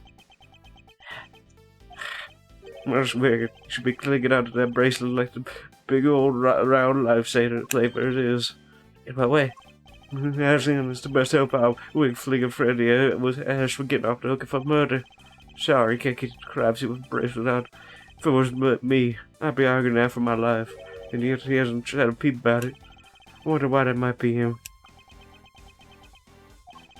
So the silence, I suppose, but the law priestess, just preached that silence go yesterday too. Whoa, you sound like an actual attorney for a second there, Mr. Fender. One of the worst times are when lawyers come to show our biggest smiles. Gregory taught me that. It's part of our dirty code he lived by. So, friend, what's the dealio? Why should I go about your bracelet? Well, to tell you the truth, it's broken. Broken. I fell over a little while back. You see, it hit hard on the floor. After that, he didn't seem to set the sensors off anymore. I should have told the guards about it. I know, but, well, it was awfully convenient. I see, so your bracelet's broken. But do they really break that easy? If so, this prison has a serious security problem. That's a pretty big issue. You there, could we have a moment? But aren't you just the cutest? Mm. Meow, how can I help you, sir? This prison... Did you smile at me? Don't ever do that again. This prisoner's bracelet appears to be broken. That's only for after... I'm on work time right now. I can't do it. I can't be hearing mouse this hour. Oh, what? Really? That's not good. I'll get someone to find a replacement right away. Thank you. We'll keep hold of the broken one for the time being. So space doesn't work outside of the stand could have been activated by the sensors. Of course, I'll just take good care of it. Should we touch this? Or a sweet bracelet sorted. That'll turn our murderer in, yeah. What? No, I didn't kill anybody. Whoa there, Palio. You were the one who said your bracelet was out of commission. Oh, were there? Halligan's went freely roaming the halls while everybody was busy watching the show. No, I just found the body. That's all I promise. And when I did, that Neremos dog still had his teeth wrapped in that poor man's neck. I only went to the workshop after the beast had left. And why did you go in?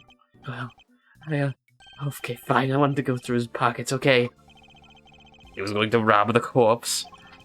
That explains why he remembers nights in so much detail. Hey, why are you looking at me like that? I'm not a great thief. I never stoop so low as to steal something from a...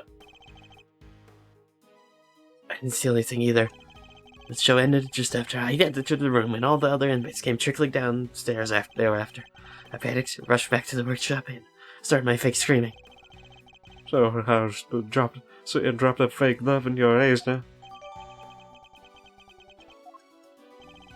Because it all just about hangs together. And if you smell funky tea biles. Yeah, other than when Mr. Sawat is the one who did it, I'd say one very significant question still remains. The question of how Midnight made it into the prison proper from his holding cell in the detention center. Oh, yeah, that sounds a doozy. I also can't help but wonder about another key feature of Mr. Sawat's testimony. The dog. That's a big dog. The dog's involvement in can only mean one thing. Mr. Sawat. Yes? What is it? Well, you the only person who didn't go watch the show. Hell no, there was one other who didn't. Am I right in thinking that this person couldn't have watched the show even if he wanted to? Yes, how did you... I knew it. I had my suspicions when we first ran into that black dog yesterday, but this confirms it. For a criminal that dangerous to end up in a place like this is unbelievable, but where is this person's cell? You're going to see him. Who were we talking about? Him. He's not like other prisoners, you know. He's special. Gets treated like royalty. You can hear it from me. He says, if you value your life, you'll stay well away from him. What? Will you please stop trying to scare us all the time? Big cheese. Well, I, for one, definitely value my life, so that sucks. They keep him maximum security. Who are you talking about? Which is over there.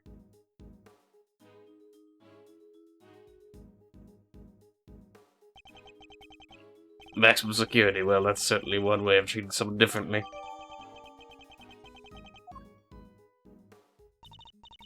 Alright, I'm gonna be in somebody's stairs and tell us who he is already.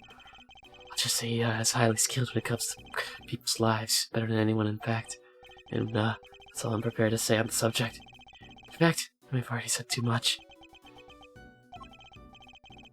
Well, Bowsy, anything you came to share?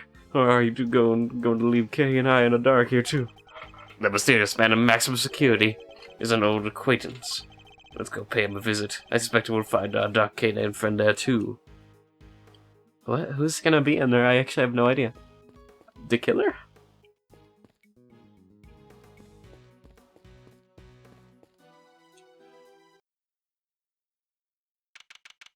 Oh, wow. You just have one huge cell for maximum security?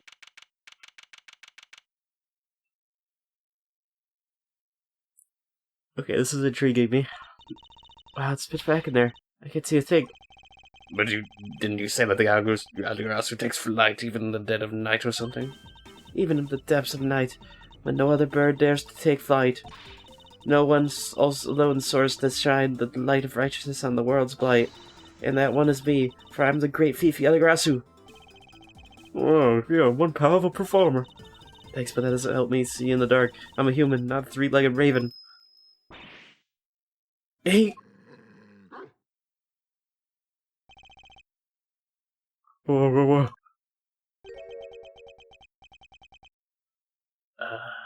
Mr. Edgeworth. That voice, I knew it. It has been far too long. You remember me? I could hardly forget now, could I? After all, you are the one who put me away. Mr. Edgeworth, are you talking to that dog? Well, there's someone else in there. Still, I can't see a dang thing. Oh, but am I forgetting myself? Forgive me. I do not so often receive visitors. One moment, I will turn on the light.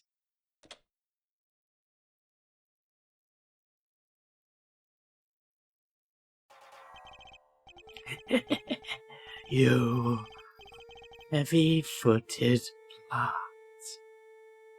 Am I right thinking 3 of you belong? Very well. Perhaps we should start by introducing ourselves. I am Buhid Harba Ganis. As you may have gathered, Mr. Edgeworth and I are old acquaintances.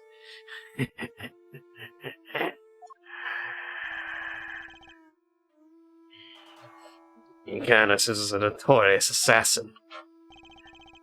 Some knew him as the Blind Butcher. His only weapons were a vicious hunting hound and a fearsomely sharp knife. His appearance was always announced by the sound of bells. Well, it's kind of sick. Okay, this is kind of creepy. I like this. It's going to like horror territory. It was the last sound his victims would ever hear. Well, Mr. Edgeworth, am I to guess why you have come to see me? You know why I'm here. In fact, I'm willing to bet you know every detail of this sordid little affair already. Then I suppose we have nothing to hide from one another.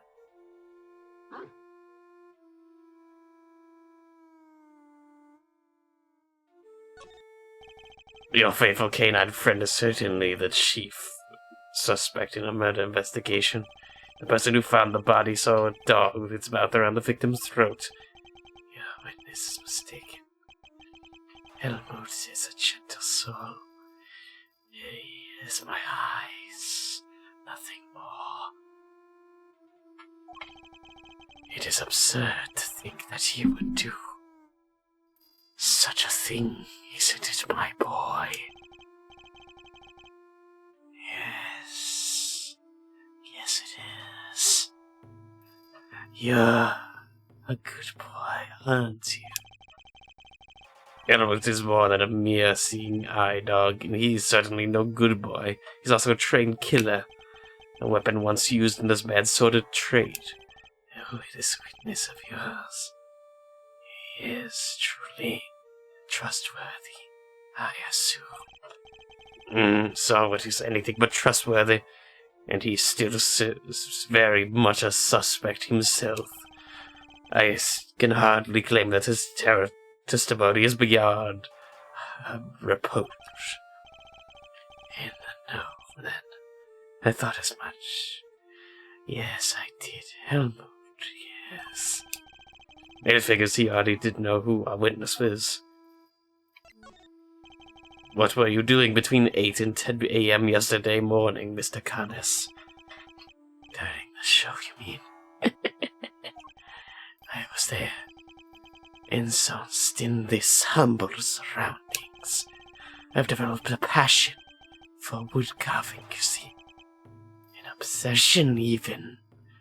I was engrossed in it all morning. And you have permission to engage in such a hobby, and I can't believe someone would actually let you. The warden, and I have an understanding. An understanding? That's ridiculous. This man should be allowed 1, let alone 5 chisels. And nothing but lethal weapons in his hands. I was carving Buddhist pieces at first, but by the 674th, my interest began to wane. Well, that must have taken forever. Time is all I have, child. In any case, my focus has now shifted to pieces such as these. I didn't know you played chess. You play too, do you not, Prosecutor? Perhaps one day you might indulge me. Though you may find my game rather rudimentary. Only began after my arrival here, I am afraid. What's this piece? A dog with 3 heads? Yes, the dogs of war. You must forgive my little joke. Chess is, after all, a game of war. Soldiers, knights, castles, all doing their utmost to protect the king, all loyal to their last. It's strange that such a game has nobody's far to look. After all, what's more loyal? It could not be called upon. Still, it's simply a piece I made for fun. Fear not, I play by the regular rules with the regular pieces. I can't Imagine it's easy finding opponents to play here in prison, though. Oh, I have my correspondence. Correspondence chess, Nen. Sharing moves by post. Yes. Even prisoners are allowed to send and receive letters. Contents are inspected, of course. Although, I have yet to receive details of my current opponent's next move.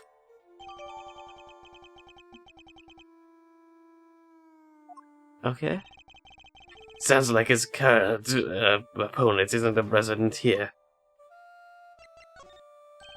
I suppose you know the identity of the deceased, Mr. Carnes? His name was Bronco Knight, was it not? Poor soul. Fortunate soul. You keep your eye to the ground. Here's all I have, Mr. Edgeworth. Why am I not surprised that he's plugged into the prison's information network? But perhaps he was not so fortunate after all. So what do you mean? Tonight's crime was a grave one. A crime for which he would have been made to pay dearly anyway. The attempted assassination of the president. That's no small matter. Attempted assassination? Wait, Mr. Edgeworth? Didn't Mr. Knight... Yes, we proved that he murdered his team leader. There was no attempt on the president's life. Could it be that they attempting to cover up President Wang's fake assassination scheme? Interesting.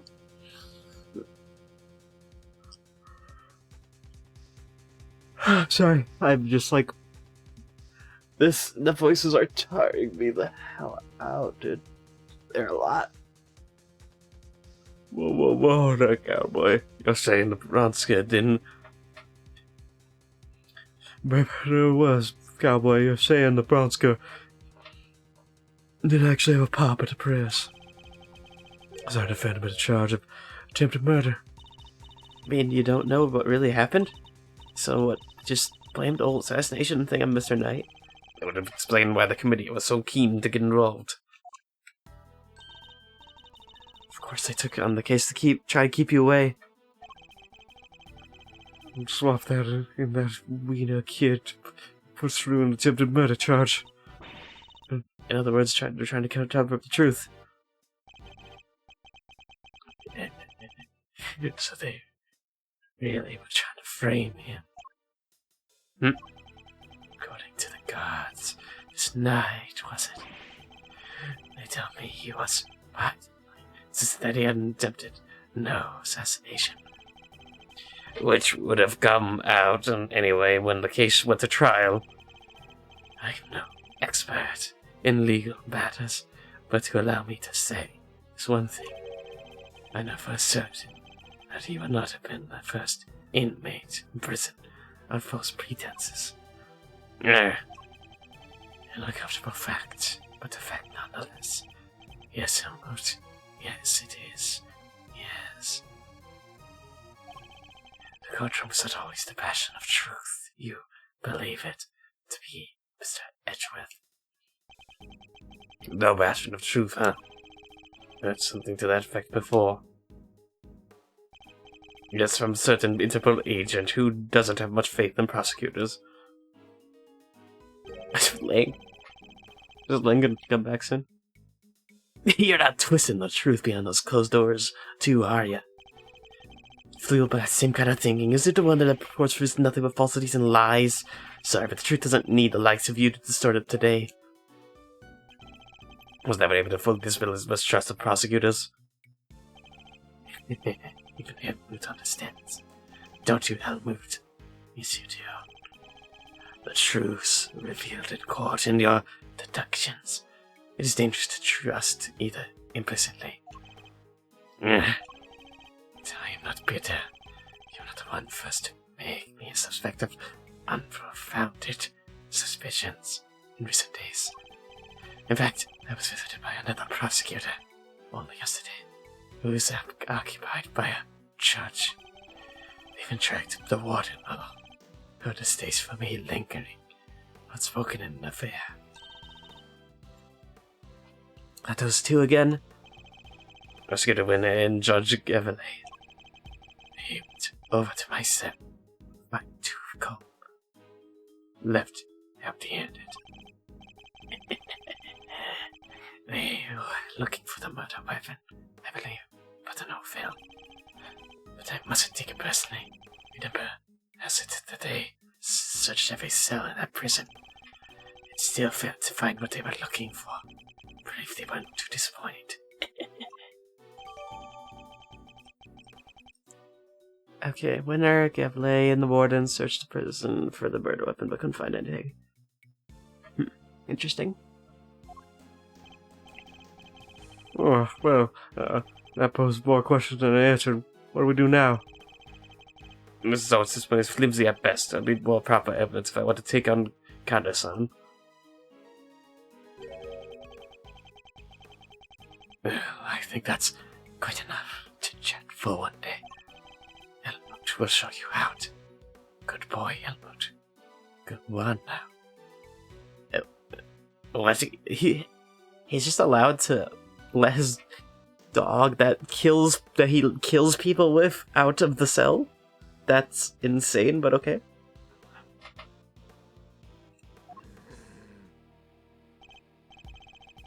Oh, baby, he's not showing us out permanently, right? Let's get out of here. Come on. Until next time, Mr. Canis. It's kind of a sick last name, though. It does pain me to And a brief time must end, just as we are becoming reacquainted. I await your return, Mr. Edgeworth.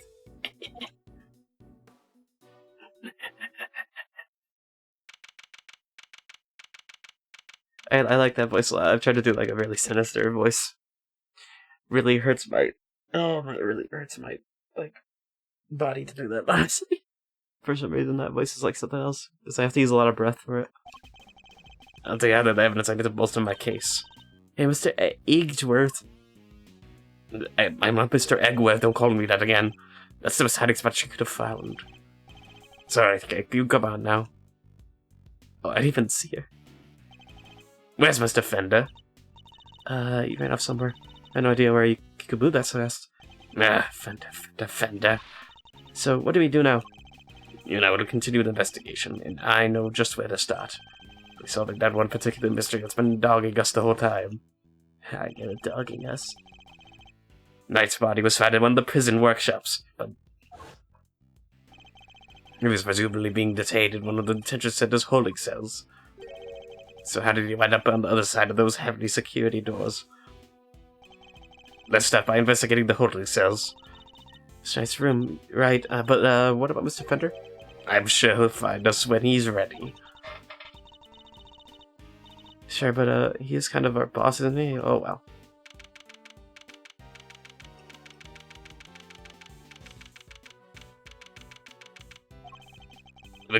Just over there.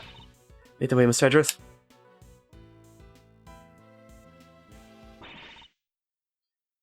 I just had about enough! Who's that? Warden Longard.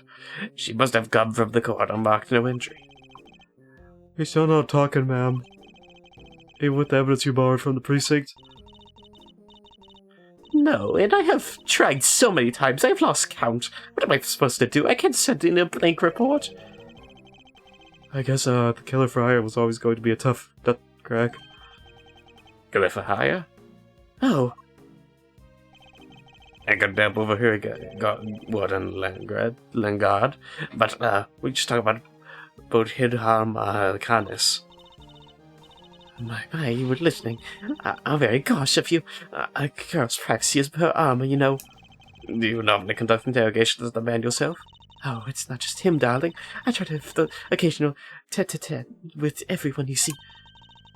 That's what it means to be a member of the family in this little home of ours. There isn't a person who hasn't made the pilgrimage to my office at least once. Your office? How sweet. He's angling for an invite. Well, I suppose it is the hottest ticket in town.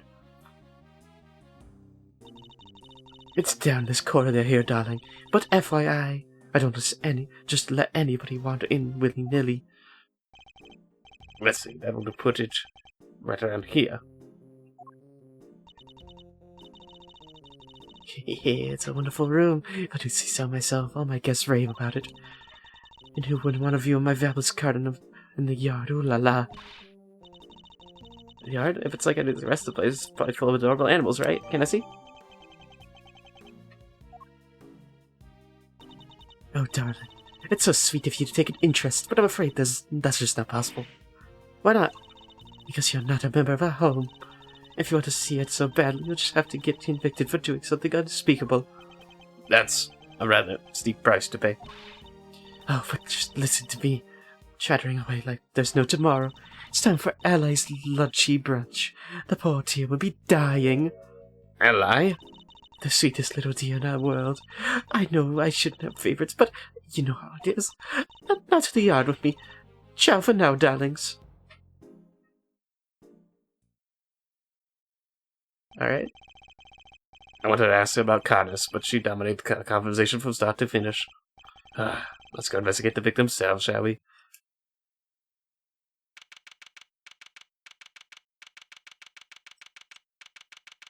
Interesting. There's a lot of stuff in this room. So this is a night cell. So you think he was brought in, Miss Redruth? It would have been the evening of the 25th, just after the events at this lake. And then, at some point, he would wound up in the prison proper. But how? There must be some evidence here that will point us in the right direction. Alright, let's get looking, Miss Redruth.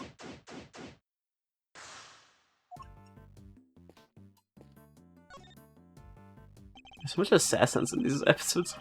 I must scour the scene and inspect anything that catches my attention. Oh, what's a menu doing here, Miss Redruth? It believes that those held in detention center are able to choose what they like to eat each day. If they can afford it, that is. Money makes the world go round, I guess. But does that make life super easy for rich detainees? Well, okay. Bear in mind that the people held in these cells haven't been found guilty yet.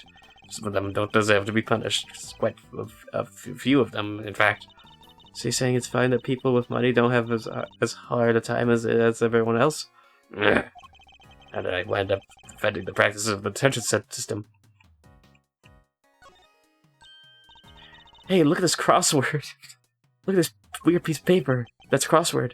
There's some sort of grid on it. Let's take a closer look. Oh, it's chess. It appears to be a chess diagram. Okay, you dummy, it is chess. Come on. You should have known. The victims, I suppose. It's a chess diagram. The visual representation of a game of chess. See how the locations of all the pieces are marked. It seems to be a closely watched contest, but perhaps it is if this pod were... No, wait. Not now, Mr. Edgeworth. This is no time to be playing games. Yes, I suppose you're right. Is it the first time I've seen this configuration of pieces? It was from a different perspective. But it was a different game. Perhaps it would be wise to take another look at the evidence in my possession.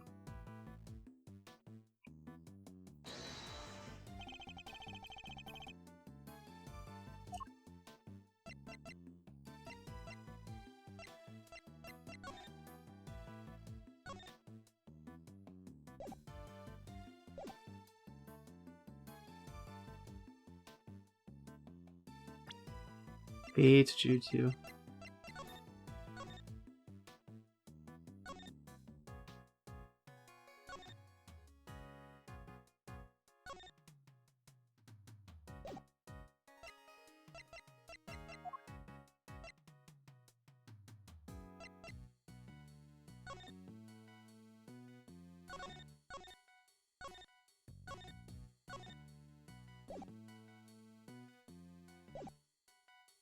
There's that.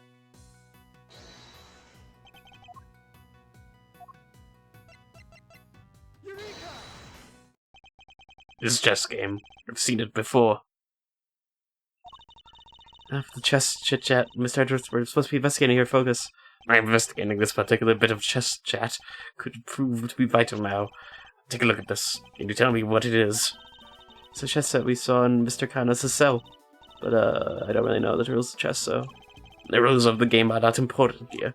What is important are the past positions of the pieces. Compare the ones in Mr. Kanos' cell with these. Do you notice anything? Ah, I don't know which pieces is which or anything, but... Hello. Oh, wait. What, a lot happened. What am I looking at? I probably voiced like Is- 40 chess. Is that chess? That's like Rook's. We're in Rook's cell right now. We're like investigating his stuff. Okay, so we have rook. Okay, so this is a white rook. This is a black rook.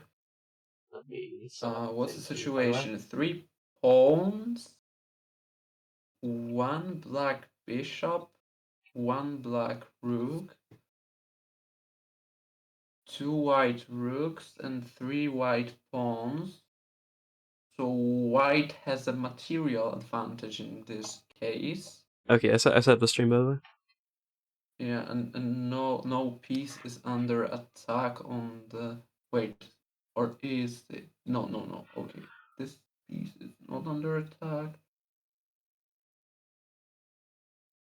Yeah, I don't see any. Although this pawn is pinned to the king. Okay. No, it's actually not. It's actually not because there's another pawn in the way. I'm waiting for you to figure this out.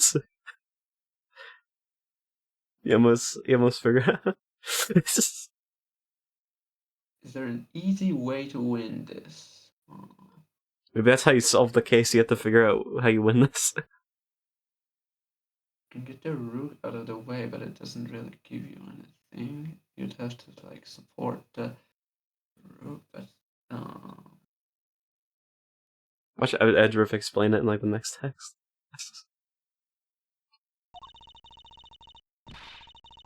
I see a very easy win for the white. What's the win plan?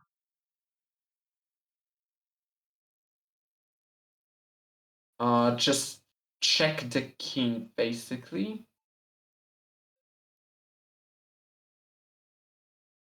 And then king either runs away or gets protected by a bishop. Then you move in the second rook. And you just keep checking the king, and you'll eventually get a checkmate. You just have to watch out for the black rook. Because they're even, aren't they? They both have the same pieces, No, yeah? white wins by material because rooks are worth more than bishops. Because they can cover more area. Oh, I didn't see that white had 2 rooks. Okay, yeah, I just noticed that.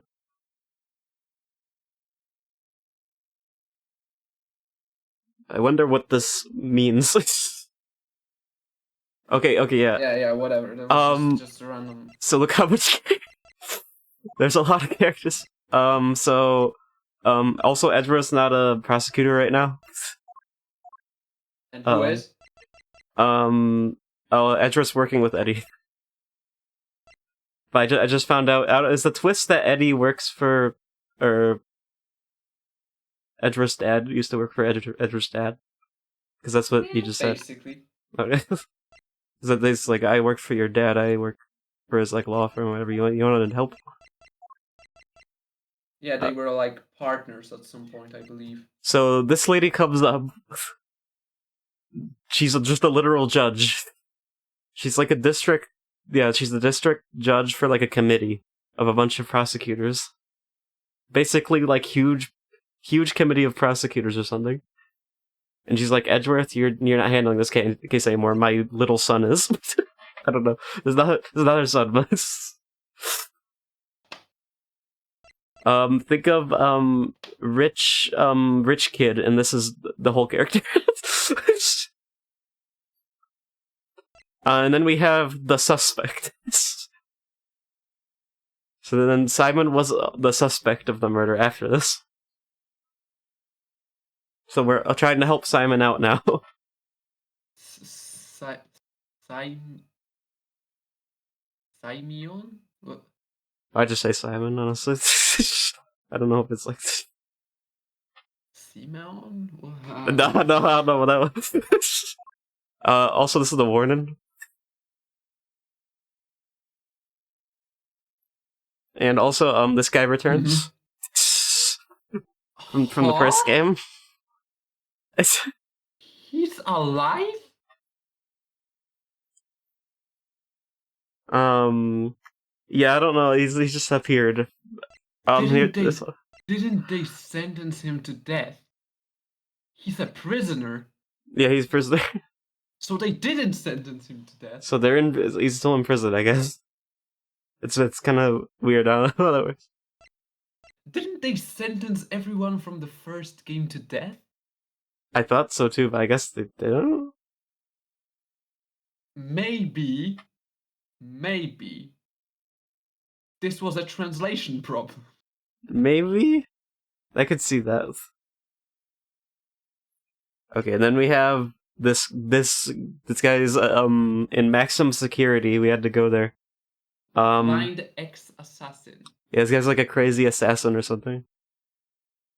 So he's just they have one maximum security room, and he's just one cell. Also, do you know the big black dog? Yeah. That's his dog that he used to like kill people with. Oh.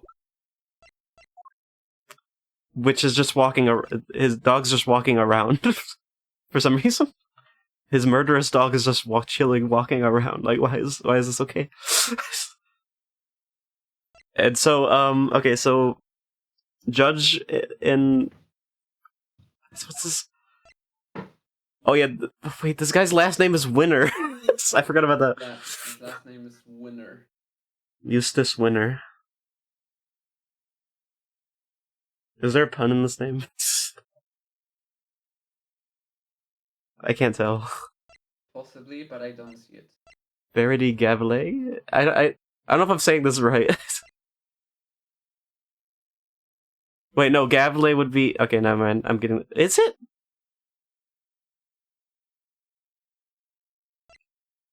It's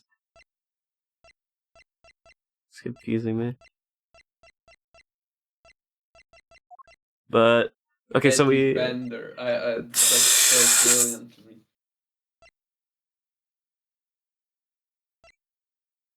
me. So... We come up here, we... Saw it, apparently witnessed... Frank saw it. Saw the murder, again. He saw it again. Oh, saw the murder again. Yeah, he always seeing it. So he was a witness, and he saw the dog biting into the neck of Knight. And that's basically what we got. So this guy's probably... Someone probably hired him or something, I don't know, maybe? Another hiring assassin kind of thing. There's so much characters in this one, though. Start diagrams. There are pieces in the same sequence squares. Also, I'm not gonna say what it is because it's spoilers, but the Resident Evil 9, Sony leaked something huge for Resident Evil 9. They messed up big time. And I'm kind of disappointed I saw it, because now if it's true, then it's like, How did it happen? They showed the cover art early. Oh no, so I bet some character is in that game and you saw Yeah. the character. Yeah. Okay. Now I'm curious which character. They messed up big time. And this one was verified by like a bunch of sites as well, so like this one's the most likely. Unless It's gotta be one of my two favorites.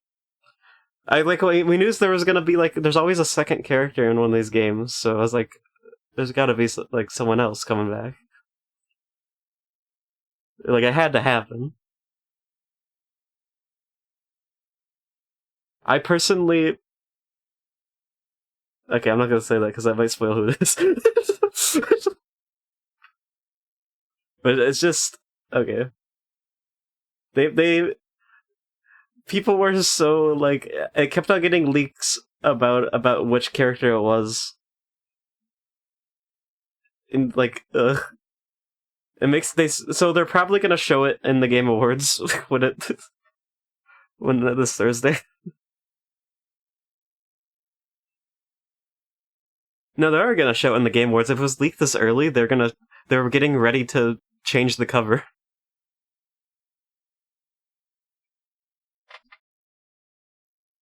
Sony keeps on doing that. They did that last time. If you turn the diagram like this, there are pieces in the squares.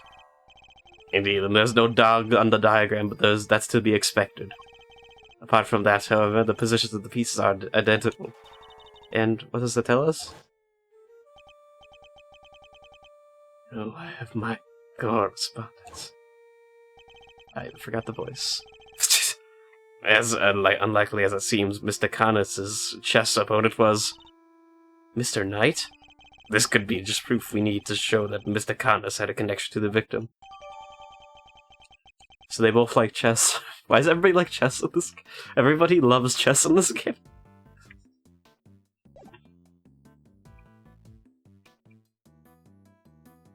Life is a pet.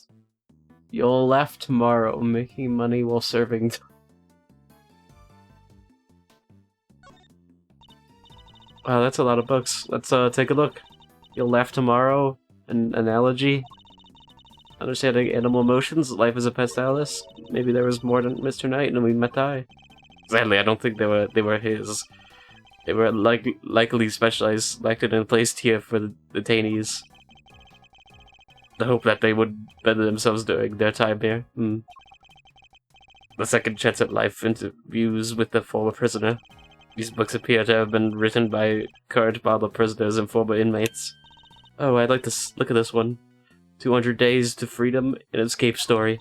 And this one too, making money while serving time. This facility may have been more deeply rooted problems than I thought. Ugh.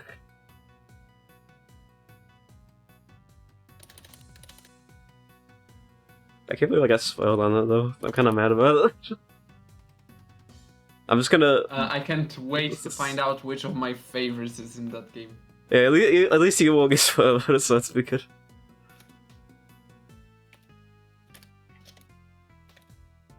Well, you'll be at the stream Thursday, right?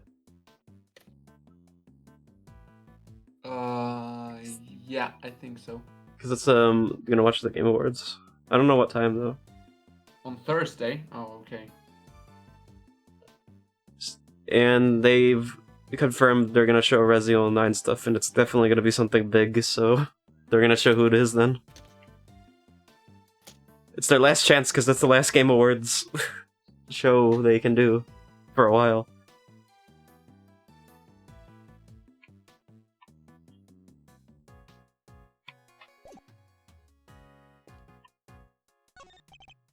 The bowl is nice and spotless.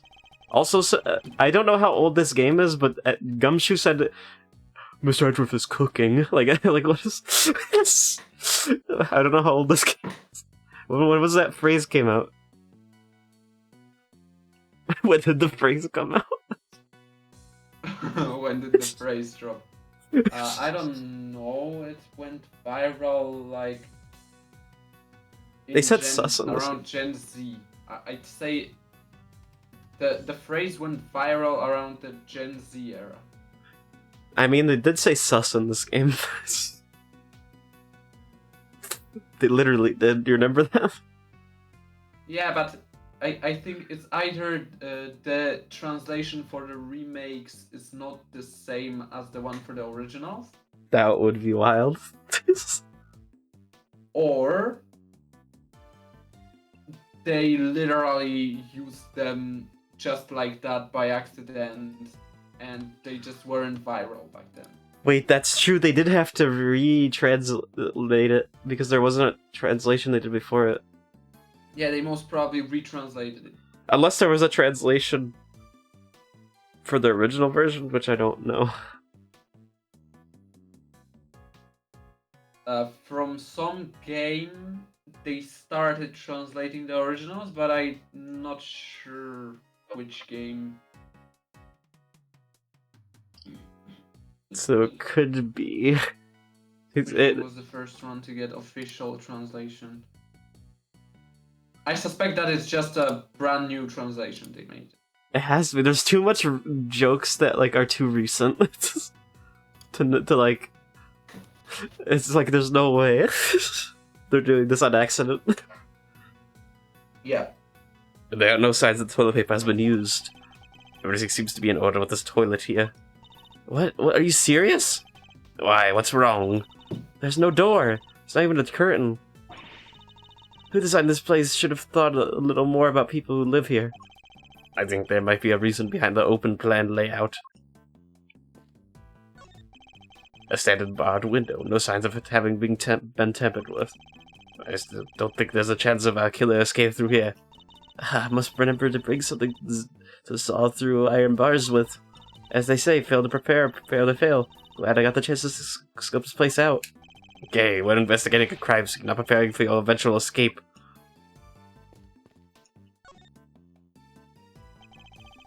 I must scour the scene and inspect anything that catches my attention. This must be Knight's suit jacket. You pick one of those. Why'd you have these bolts? So, okay. So, to solve the last discussion, whether Edgeworth is wearing a jacket It's a or suit jacket. Edgeworth is wearing a suit jacket. I've never heard somebody say that ever. Discussion's over. What the? That new term just dropped. Edgeworth is making them up, I swear. It's so good. So you've been doing your research. So I've been doing some research of my own. Oh, and what have you discovered? Discovered that guys who look good in suits tend to be popular with the ladies. But don't worry. Guys with frilly neck ruffles are next on my research list. Please stop. Hey, look. This newspaper's got a chunk of it missing. You're right. A few of its pages have been roughly torn out. Somebody didn't like the news. But why? Maybe Mr. Knight wanted to clean his cell and he didn't have a cleaning cloth? It's not totally implausible theory, I suppose, but we'll try to clean their cell. This bed doesn't look very comfortable. That pillow cover is very clean, spotless, in fact. I bet this is the kind of bed Gummy sleeps in. I could just picture it now, can't you? Why is this game so messed up to him? No, I sense he's more of a mattress on the floor type of guy. This game just keeps on. What's up with the gumshoe is poor jokes? Like, what is this? This always happens. There's something different about this spot here. It's either Gumshoe is poor or I'm lowering Gumshoe's salary. Yeah. I wonder why Gumshoe doesn't have much money. Yeah, literally. I am lowering Gumshoe's salary. I wonder why Gumshoe is so poor. I wonder why he's so poor. It's not like I'm lowering his salary or anything.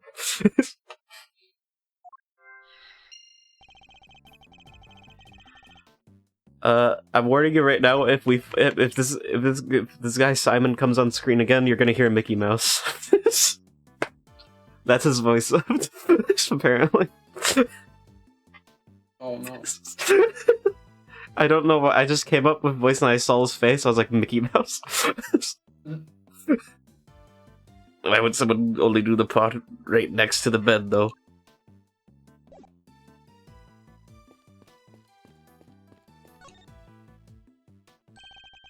Reflected in the mirror is security camera, the thief's greatest enemy. The thing about this place is very thief friendly, if I'm being honest. I think that may be entirely deliberate, Kay. God! I'd like you to retrieve the footage from the security camera and review it as carefully as you can. If you see anything out of the ordinary, inform me immediately. Oh, yes, sir.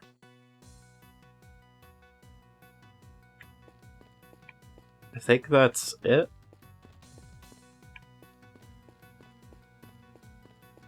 very clean prison cell. Can I leave? Can I not leave? Oh wait, logic! Yeah, logic. Wipe the floor. I almost forgot about the logic. This part of floor has been wiped clean. Maybe he spilled some grape juice? Who knows, but we can certainly imagine what you used to do the wiping.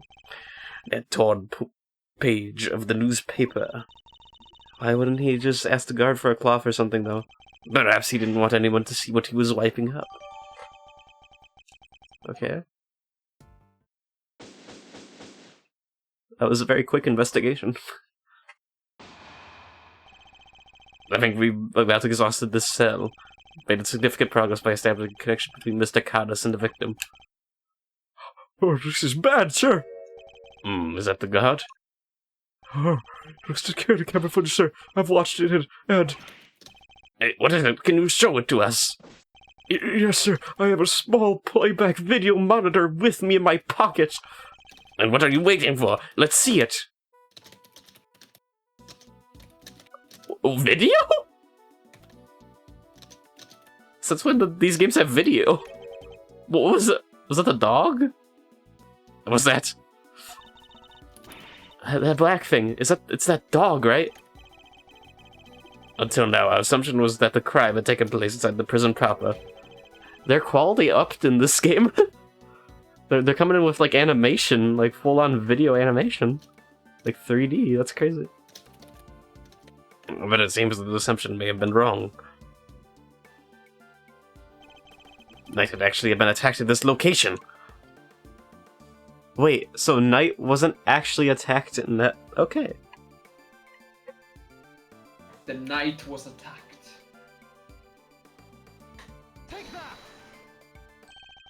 Right here. Making another fountain. Yeah, the Knight... Wait, pretty sure they... Not gonna lie, they literally started talking about a ring of... a snow globe ring. I'm a good, you're found making. They got so much Delta. They got the Snowgrave like reference with like the like the Snowgrave like ring. Like what is happening? They're like making these on purpose. I like to think that the people who made this translation were very big fans of Delta. Right in here, the dissension set in the perpetrator was indeed Mr. Caddis's dog. This is just evidence we need. The victim was attacked by a dark form. I wonder what that dark form could be. And if this is where Knight was actually murdered, then one of the pieces of evidence we found in here, his cell, in his cell, takes on a whole new meaning. If Knight's cell was the crime scene, which piece of evidence takes on new significance? Wait, so this... Wait. Was Frank just lying? Frank was just straight up lying. He did lie like 17 Who would times. have expected that? So yeah, he didn't lie straight up like 17 times while I was playing chess with him.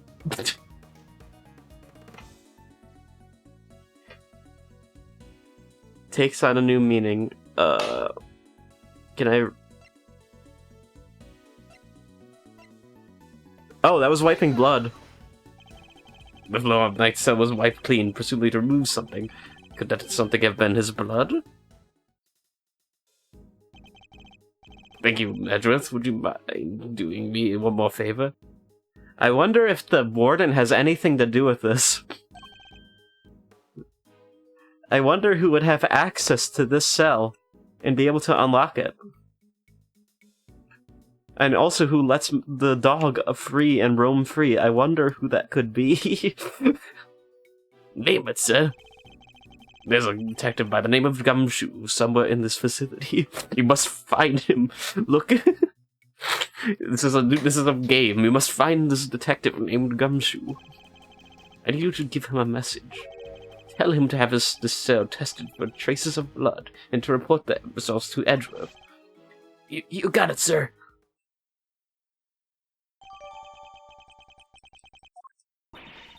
Now we can finally go after that Kanas guy, right, Mr. Edgeworth? No, not yet. We still don't know how knighted the dog moved between his cell and the prison proper. Right, so what we need to figure out next is, what's the play, Coach? Where are we off to? I expect one of the gods might know something. I just realized something. I'm gonna have a horrible time sleeping Thursday. Because there's like 2 things coming out in the same... I'm gonna be too excited, so it's gonna be hard to sleep. It's like always happens when I'm waiting for something to come out. You ever get like that? Where you can't, like, it's hard to sleep when you're like waiting for something? No, not really. Oh, really? Okay, I get like that. Yeah, I mean, I don't know. I used to have that, but it just like completely went away. If I want to sleep, Really? I just sleep. But I have some kind of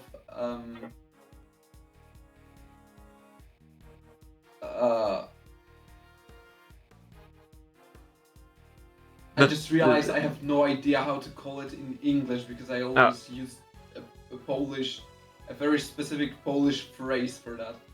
And I have no idea how to translate that phrase to English, so I'm not going to. There's no other terms for it. But let's say I have this kind of specific relationship with sleeping. Yeah. Where if I feel like sleeping, I can just sleep. And I often need to sleep.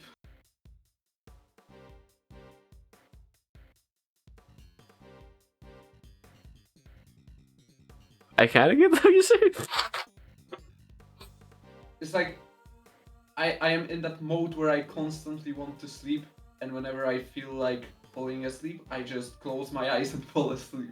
So and I have no problem with that. Okay, you're just saying you're sleepy all the time, so it's no problem. I am constantly sleepy, and whenever I feel like, yeah, I am sleepy and it's time to sleep, I just close my eyes and boom, asleep. Not immediately, but after a moment, okay. I'm asleep. I thought you were like instant. Well, that's still pretty Not fast. that instant. Yeah, Oh, it's yeah. like up to 15 minutes most, but I can just completely mute my brain if I need to sleep. I wish I could do that. Yeah, I that's wish I an could do that. ability that's an ability I've learned, but I kinda want to unlearn it because this is a bit problematic because I don't control this brain going mute. How do you even control it? I don't. It's just sometimes like when I'm too sleepy, my brain goes, okay, nothing's going on around me. It's time to sleep. Did it used to be loud? Are you saying? No, I'm just saying that Oh. it used to be like whenever I heard some sound like in the background, I was like, yeah, I am not going to sleep. Whenever I saw some light, I was like, yeah, it's too light for me to sleep. And now, no matter the conditions, if I'm sleepy, I am sleeping. That's kind of impressive. Yeah, but that's kind of bad too. Because Yeah, that's a little. I end up falling asleep in the worst situation. I mean, you've never fallen asleep on like when we were talking before. Yeah, at least I don't think I did. Wait, what, you have? Because it sometimes happened that I was so tired that I was in that state where I don't know if I'm falling asleep or not.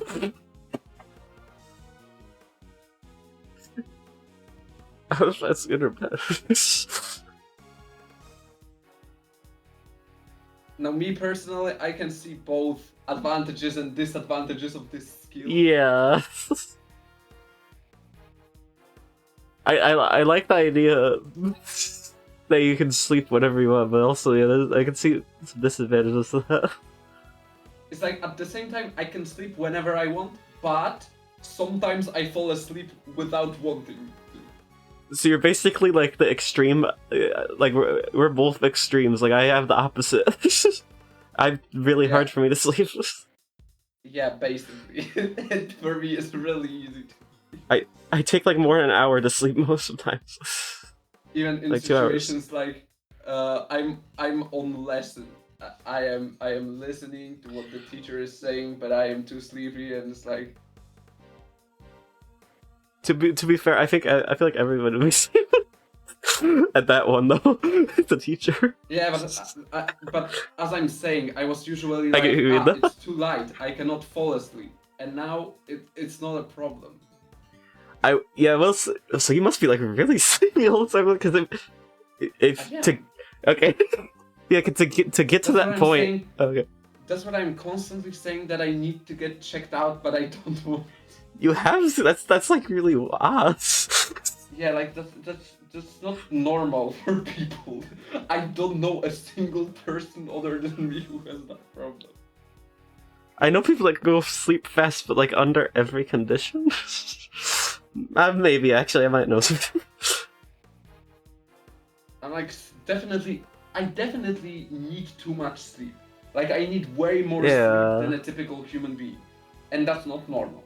And I should get checked out. But I don't know, I just... You feel weird about it? Or... No, it's one thing, I don't want to set up a visit to a doctor. Second thing, you wait for them really long. No. Third, That's if you don't everyone. want to wait, they cost a lot of money. Oh, I see, man. You can either wait Just for a checkup? for months, for checkup, quick. But if I go for checkup, they tell me, okay, then you need to go to another doctor, and then you have to wait for about 1.5 months, maybe 2 months. That long? Yeah, Why so the long? lines are here. Oh, least yeah, if you're yeah, sorry, I going for forget. free, because if you're going for a paid doctor, then you can basically get checked up next week. But then you have That's to what I pay. was thinking. Yeah. Okay. Oh, you're talking about like for free, doc. Okay, that's like. Yeah, because we have free. I forget and about we have paid. The medical. What differences. do you call it? The different medical system thing. Yeah.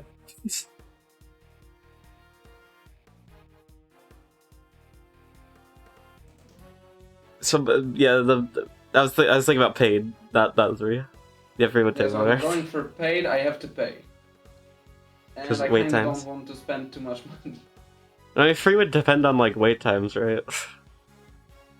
Yeah. So it could be fast. But at the same time, not at the same time. Let me rephrase that. I also have to like spare a day in a week for that, Yeah. because Is that hard to do? yeah, it is. It is. Oh. With my school, it's hard to just spare a day in a week. You can't take like a day off or anything from school?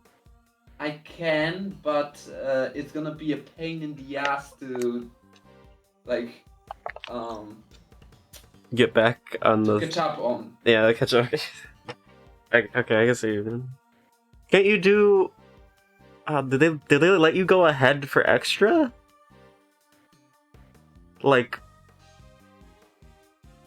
I don't know.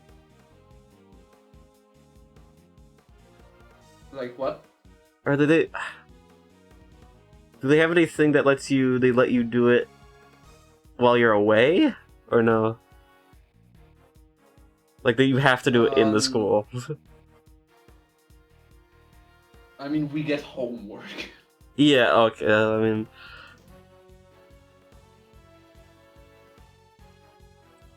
But this year is especially like tense because they are preparing us for finals. Yeah, your finals are coming up. When are they coming up? And Holy. in May. May, okay. We have a few months, but yeah. Yeah, but they are pushing us to our limits with that. Oh, are they going wild with it? Yeah. They want us to get the best possible score, because that not only gives us the best score, but it also gives a good rating for school. And they need that good rating. That's what they really want it. Oh yeah, isn't also that one thing you have to specifically get a certain score or something, like a specifically over a threshold or whatever? I mean, if you want to pass, you need 30% minimum. Oh wow, I thought it was higher. No, it's pretty low. But trust me that without studying, that 30% is pretty far. Oh, that's okay. Ugh. Because these are like finals, like they are, they summarize material from all your previous years of learning. Oh Not no. only at this school, also from primary school. That. They expect you to remember all of it? They expect you to relearn that in this last year. You know, everybody forgetting all after they... Yeah, Oh. so everyone has to relearn that in this last year. This is why this last year is always so tense and so under pressure. Remember, as the thing is, I was like, There's a heck ton of material to relearn. it's crazy because everybody's gonna relearn that, and then after they get everything's done and they get past it, they're gonna like immediately forget most of it. Yeah, all you need that for is to pass the finals. I mean, that's just how school works, to be fair, though. Unless you go further to the university, but to go to the university, you have to pass the finals. If you fail the finals, you pass the school, but you don't go to university.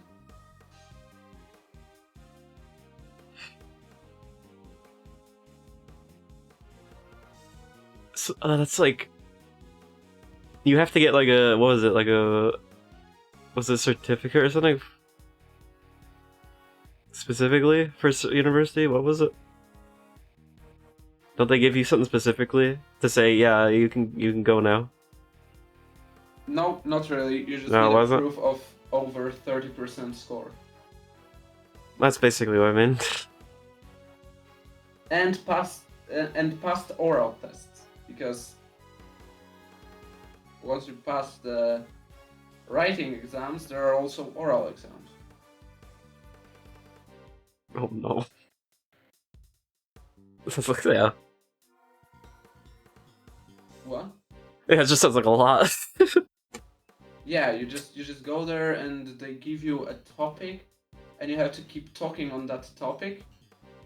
And when you're done talking on that topic, they ask you questions, and you have to answer those questions, and then they give you rating. I remember you telling me And about this. they give you rating, I believe, a minimum 1 up to 6, and you need at least, and this is pretty simple, you need at least 2 to pass. You need a grade higher than 1. Yeah, I forgot. You have to do like a... What was it? What do you call that even? Was it... You just show them your stuff or whatever? Like, I don't know. I don't know what you call that. Show them your stuff. What did you say you talked to them? You get a topic and you talk about that topic. Yeah, okay, that's what I was trying to... I completely forgot for a second. Okay. Yeah, they give you a bowl full of papers. You choose one, and this is your topic. Bingo. You have a few minutes to prepare for that topic, and then you have to discuss that topic as much as you can. Wasn't it the one that... I remember you telling me about this, I was like... Something about it was like, I don't like it too much. I don't know if this was it, or was it something else.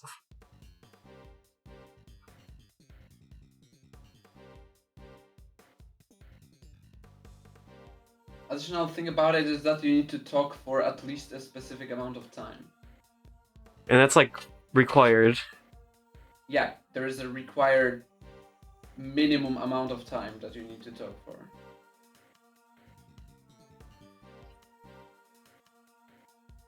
And I don't remember how many minutes that. Oh, this would be good if you really like the subject we face you talk about.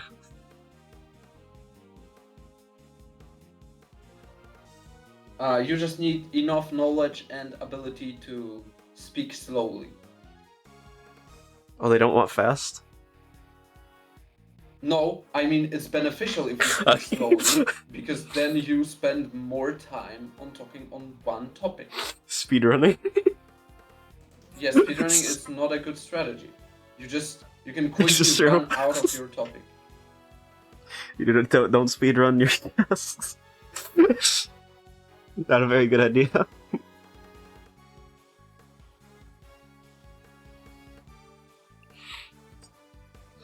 Yeah, but that's.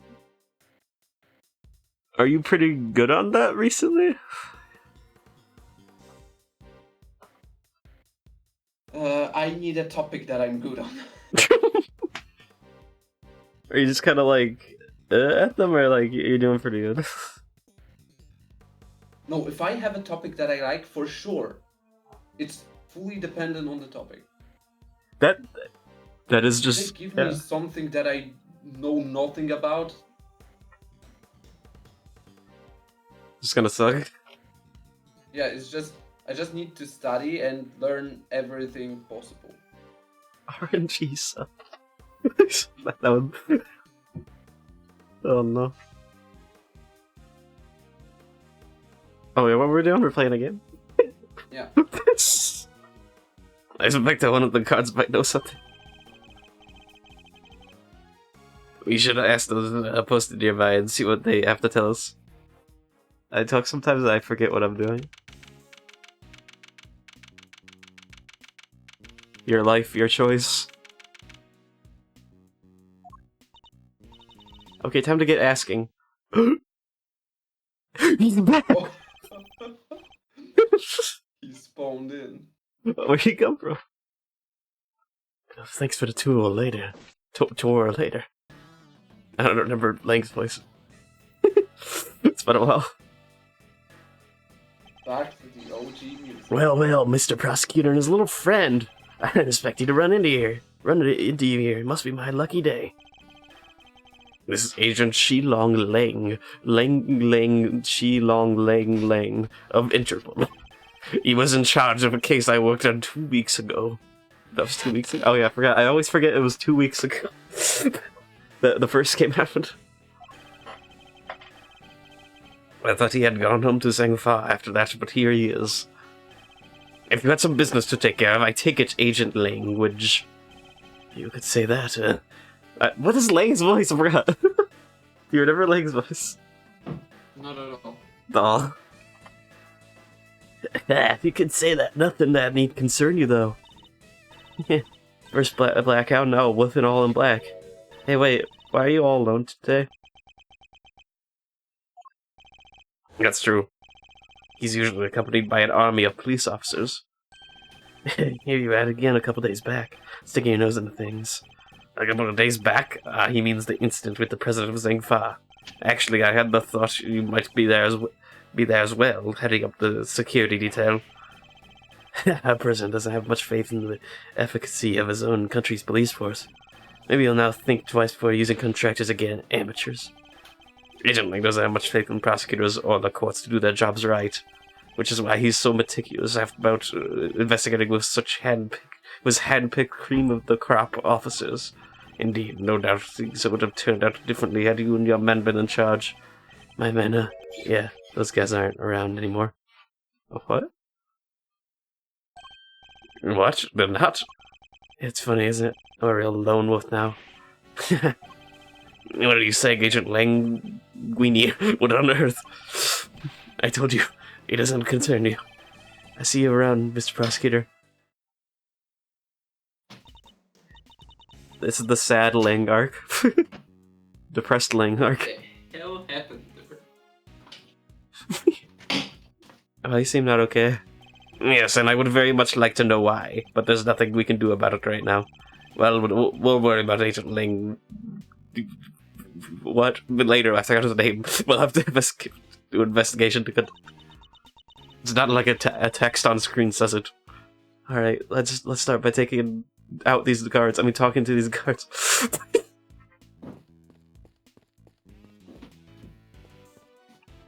Wait. Oh yeah, we talked to the guards.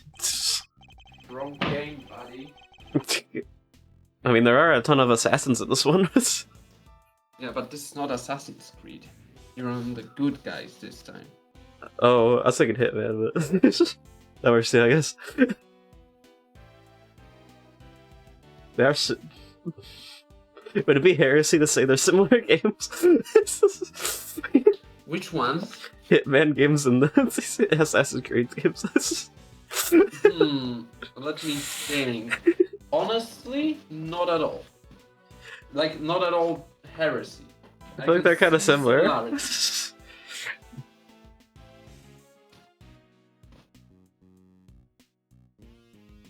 Like, while the lore is different, I'm gonna say Oh, that very different. a huge chunk of gameplay and what's the game about is similar. I would say Assassin's Creed is usually more serious, but is Assassin's Creed usually a serious game? Is Hitman usually a serious game? I don't. It's usually it's unintentionally funny.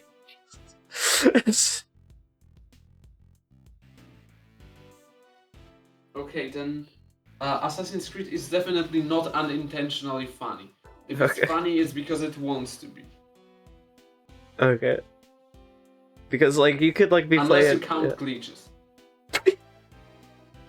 I mean, Hitman's got a lot of glitches that are pretty funny. Yeah, so there's a lot of glitches in Assassin's Creed 2.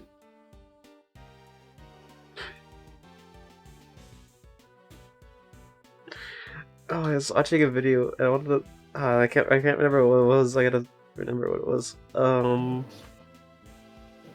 me think.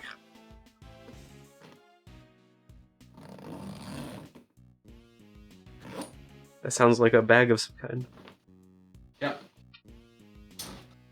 It's the duffel bag filled with your snacks. I don't know. I'm picking up stuff here. Yes, you are. I was watching a thing that was like this.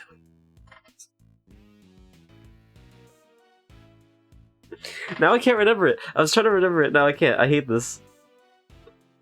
You ever get that thing? You're like, oh wow, there was this funny thing I saw earlier, but I'm like, oh, I'm trying to remember it. I'm like, oh no, I can't remember it now. Yeah, quite literally all the time. What's wrong? Happens a lot. I was wondering, have you seen an enormous black dog wandering around here recently? That thing? No way. If I had, I'd... Well, let's just say I'd be a lot more nervous about standing guard here. So do you and this dog have some kind of history or something? Now, Kay, you should know...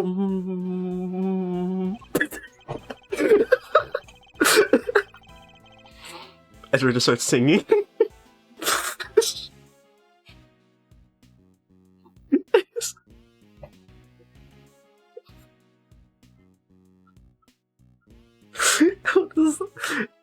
I actually computer like I busted for like a minute that sounds weird. What did you do? No, that's not what I meant. I mean, You did what? my brain broke. I got my. I'm gonna stop. Then what happened on the street That's while not what I looking meant. at Edgeworth? That's not what I meant. I mean, that was fair if that did.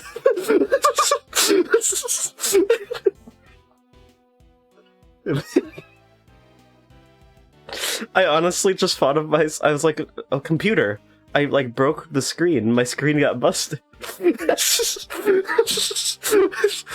I said it, and I was like, "Oh, wait a minute." Yeah, but you didn't say I got busted. You said That would have been I got- Oh wait.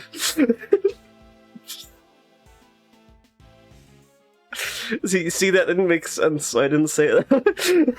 So you said something more. Yeah.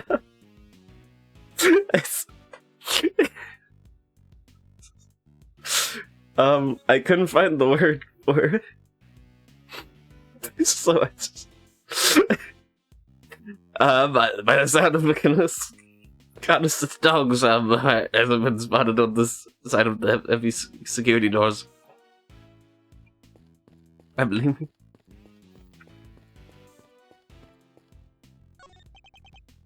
Oh man, why does it rush my face? I'm in so much trouble right now. What's the matter? You seem perturbed. Oh, well, you see, one of my uniforms is missing. I could have sworn it was right here in my locker. Did it grow a pair of legs and run off somewhere? Where in the world did that idea spring off from? Anyway, I hope you track it down soon. I'll be rooting for it. Thanks. I appreciate it. I love that every guard is a different voice. They just keep on doing different voices for each guard. Hey, who are those are those my fate? Wait, I know who this is. Wait, didn't they...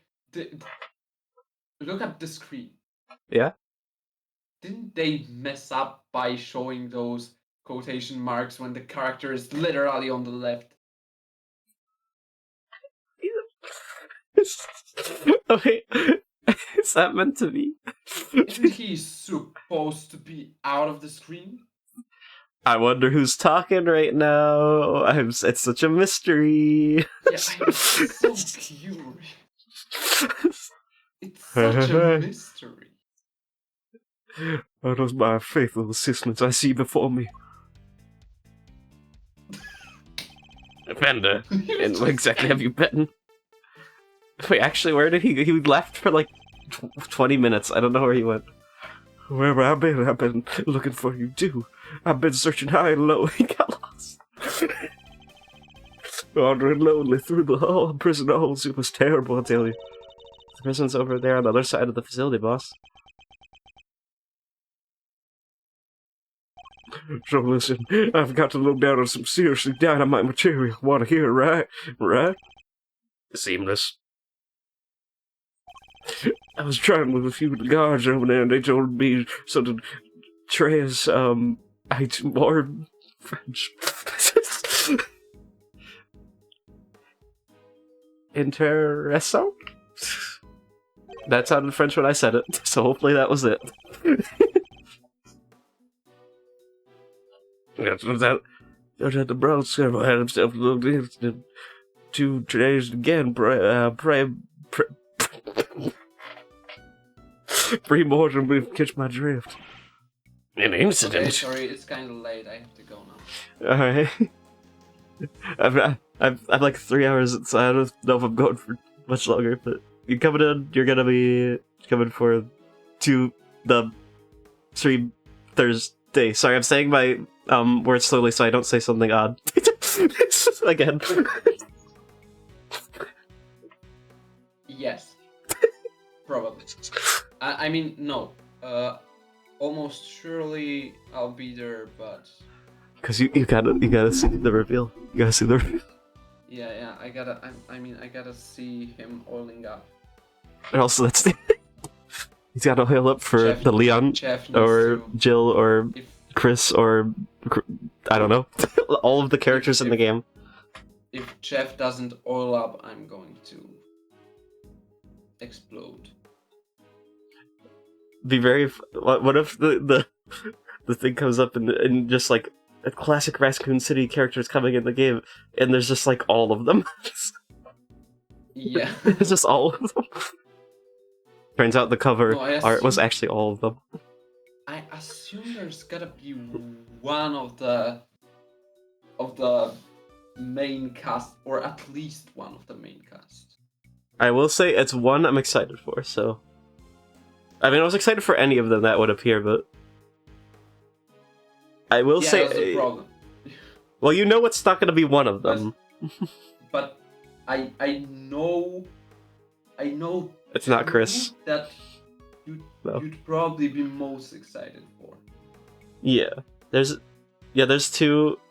I mean, I know two who'd I be the most excited to see. there are only, like, a few characters that...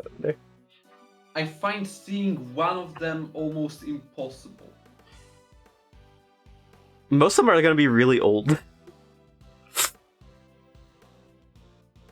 so I don't know if Also, they. would be really old, and the question is, would Wesker be the... The main villain I keep on seeing might actually be Wesker, not gonna lie. It would be a crazy twist. Wait, if Wesker is actually in that game, We I'm actually, buying it day one. not gonna lie, we got a full view of the villain, and the coat looked like Wesker's like trench coat. I'm not gonna lie, like the fabric swear kind of if looked they- like it. If they show me Wesker, I may not be buying the game on day one though, because it would probably be very expensive. Yeah, it's $10 more But- than usual. But Or- I am gonna buy yeah. the game as soon as the price gets comfortable enough. Yeah, isn't it more for you? Yeah, Cause it's usually even more for me. Because they don't calculate the price properly, or whatever. Yeah, for some dumbass reason. I think it's just because they don't calculate the price properly. Stupid freaking... So it can only be like Leon, Claire, Jill. Those are only 3 I can think of right now. Sherry? What? The Sherry count, I guess? Old Sherry. But Sherry would be I old. doubt that. Sherry be like 30. I can't think of anybody. If they did confirm that they're probably gonna bring back the like original monsters, like different or something like that. Original monsters. So there Like- could be, yeah. Zombies are in the game, obviously, but I don't know, like original monsters that were in like the Raccoon City, like Resident Evil 2 and 3, I guess. Nemesis appears. I don't know. That wouldn't make any sense. Yeah, okay. Mr. X appears. Next time. We'll see next We could time, not know. because now I really have to go. All right. Well, Yeah, so night. yeah, bye. I'll see you next time. See you all. All right. Good night. Night. All right. I'm probably gonna go for a little longer. On why you said it like that? A little longer. Because I'm going for a while, and my throat is kind of killing me. An incident. Someone told you Gabe to visit his old pal, right? Well, it happened right after they wrapped up, when Bronco was being escorted back to his cell. There was just one guard, and when he was handcuffed, I was in a big bag, and the guard was taking up his cuffs when Bronco clobbered him, knocked the poor guy out cold. Sounds like it might have been a prelude to a jailbreak. Because when the other guards showed up, they couldn't find the comrade's keys. Well, that makes sense why you left then. Well, Were there any rumblings about Knight attempting to escape? there was a bit of frightened old dog, and there were none. Just sat up in his cell and turned up dead. And what's more, he swore right to the end that he never stole the keys. They turned his cell inside out too, but no dice. The guard that was struck. What did he have to say? Nothing. Poor guy was still out when we took him to the hospital. Baby word is he's still out there. So there's nobody around to tell us what really happened. Okay. Okay, I'm gonna save it here because this was a perfect time to save it. Because I'm pretty sure I know who this is. It's the little rich kid.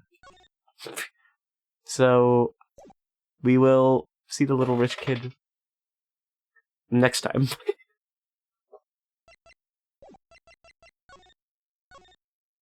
Save it twice again, I guess.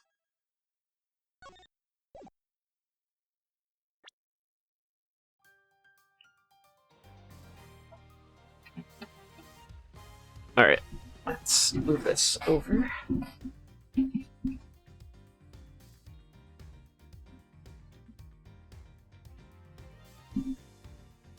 Alright, let me move over to here.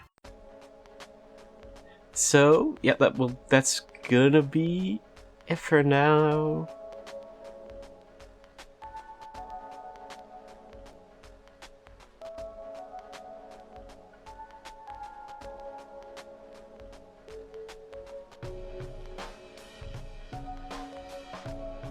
But yeah, we will next Thursday. This Thursday coming up. Thursday we will be doing Game Awards. We're gonna be watching that. No Ace Attorney then. We're gonna be watching Game Awards. I forgot about that.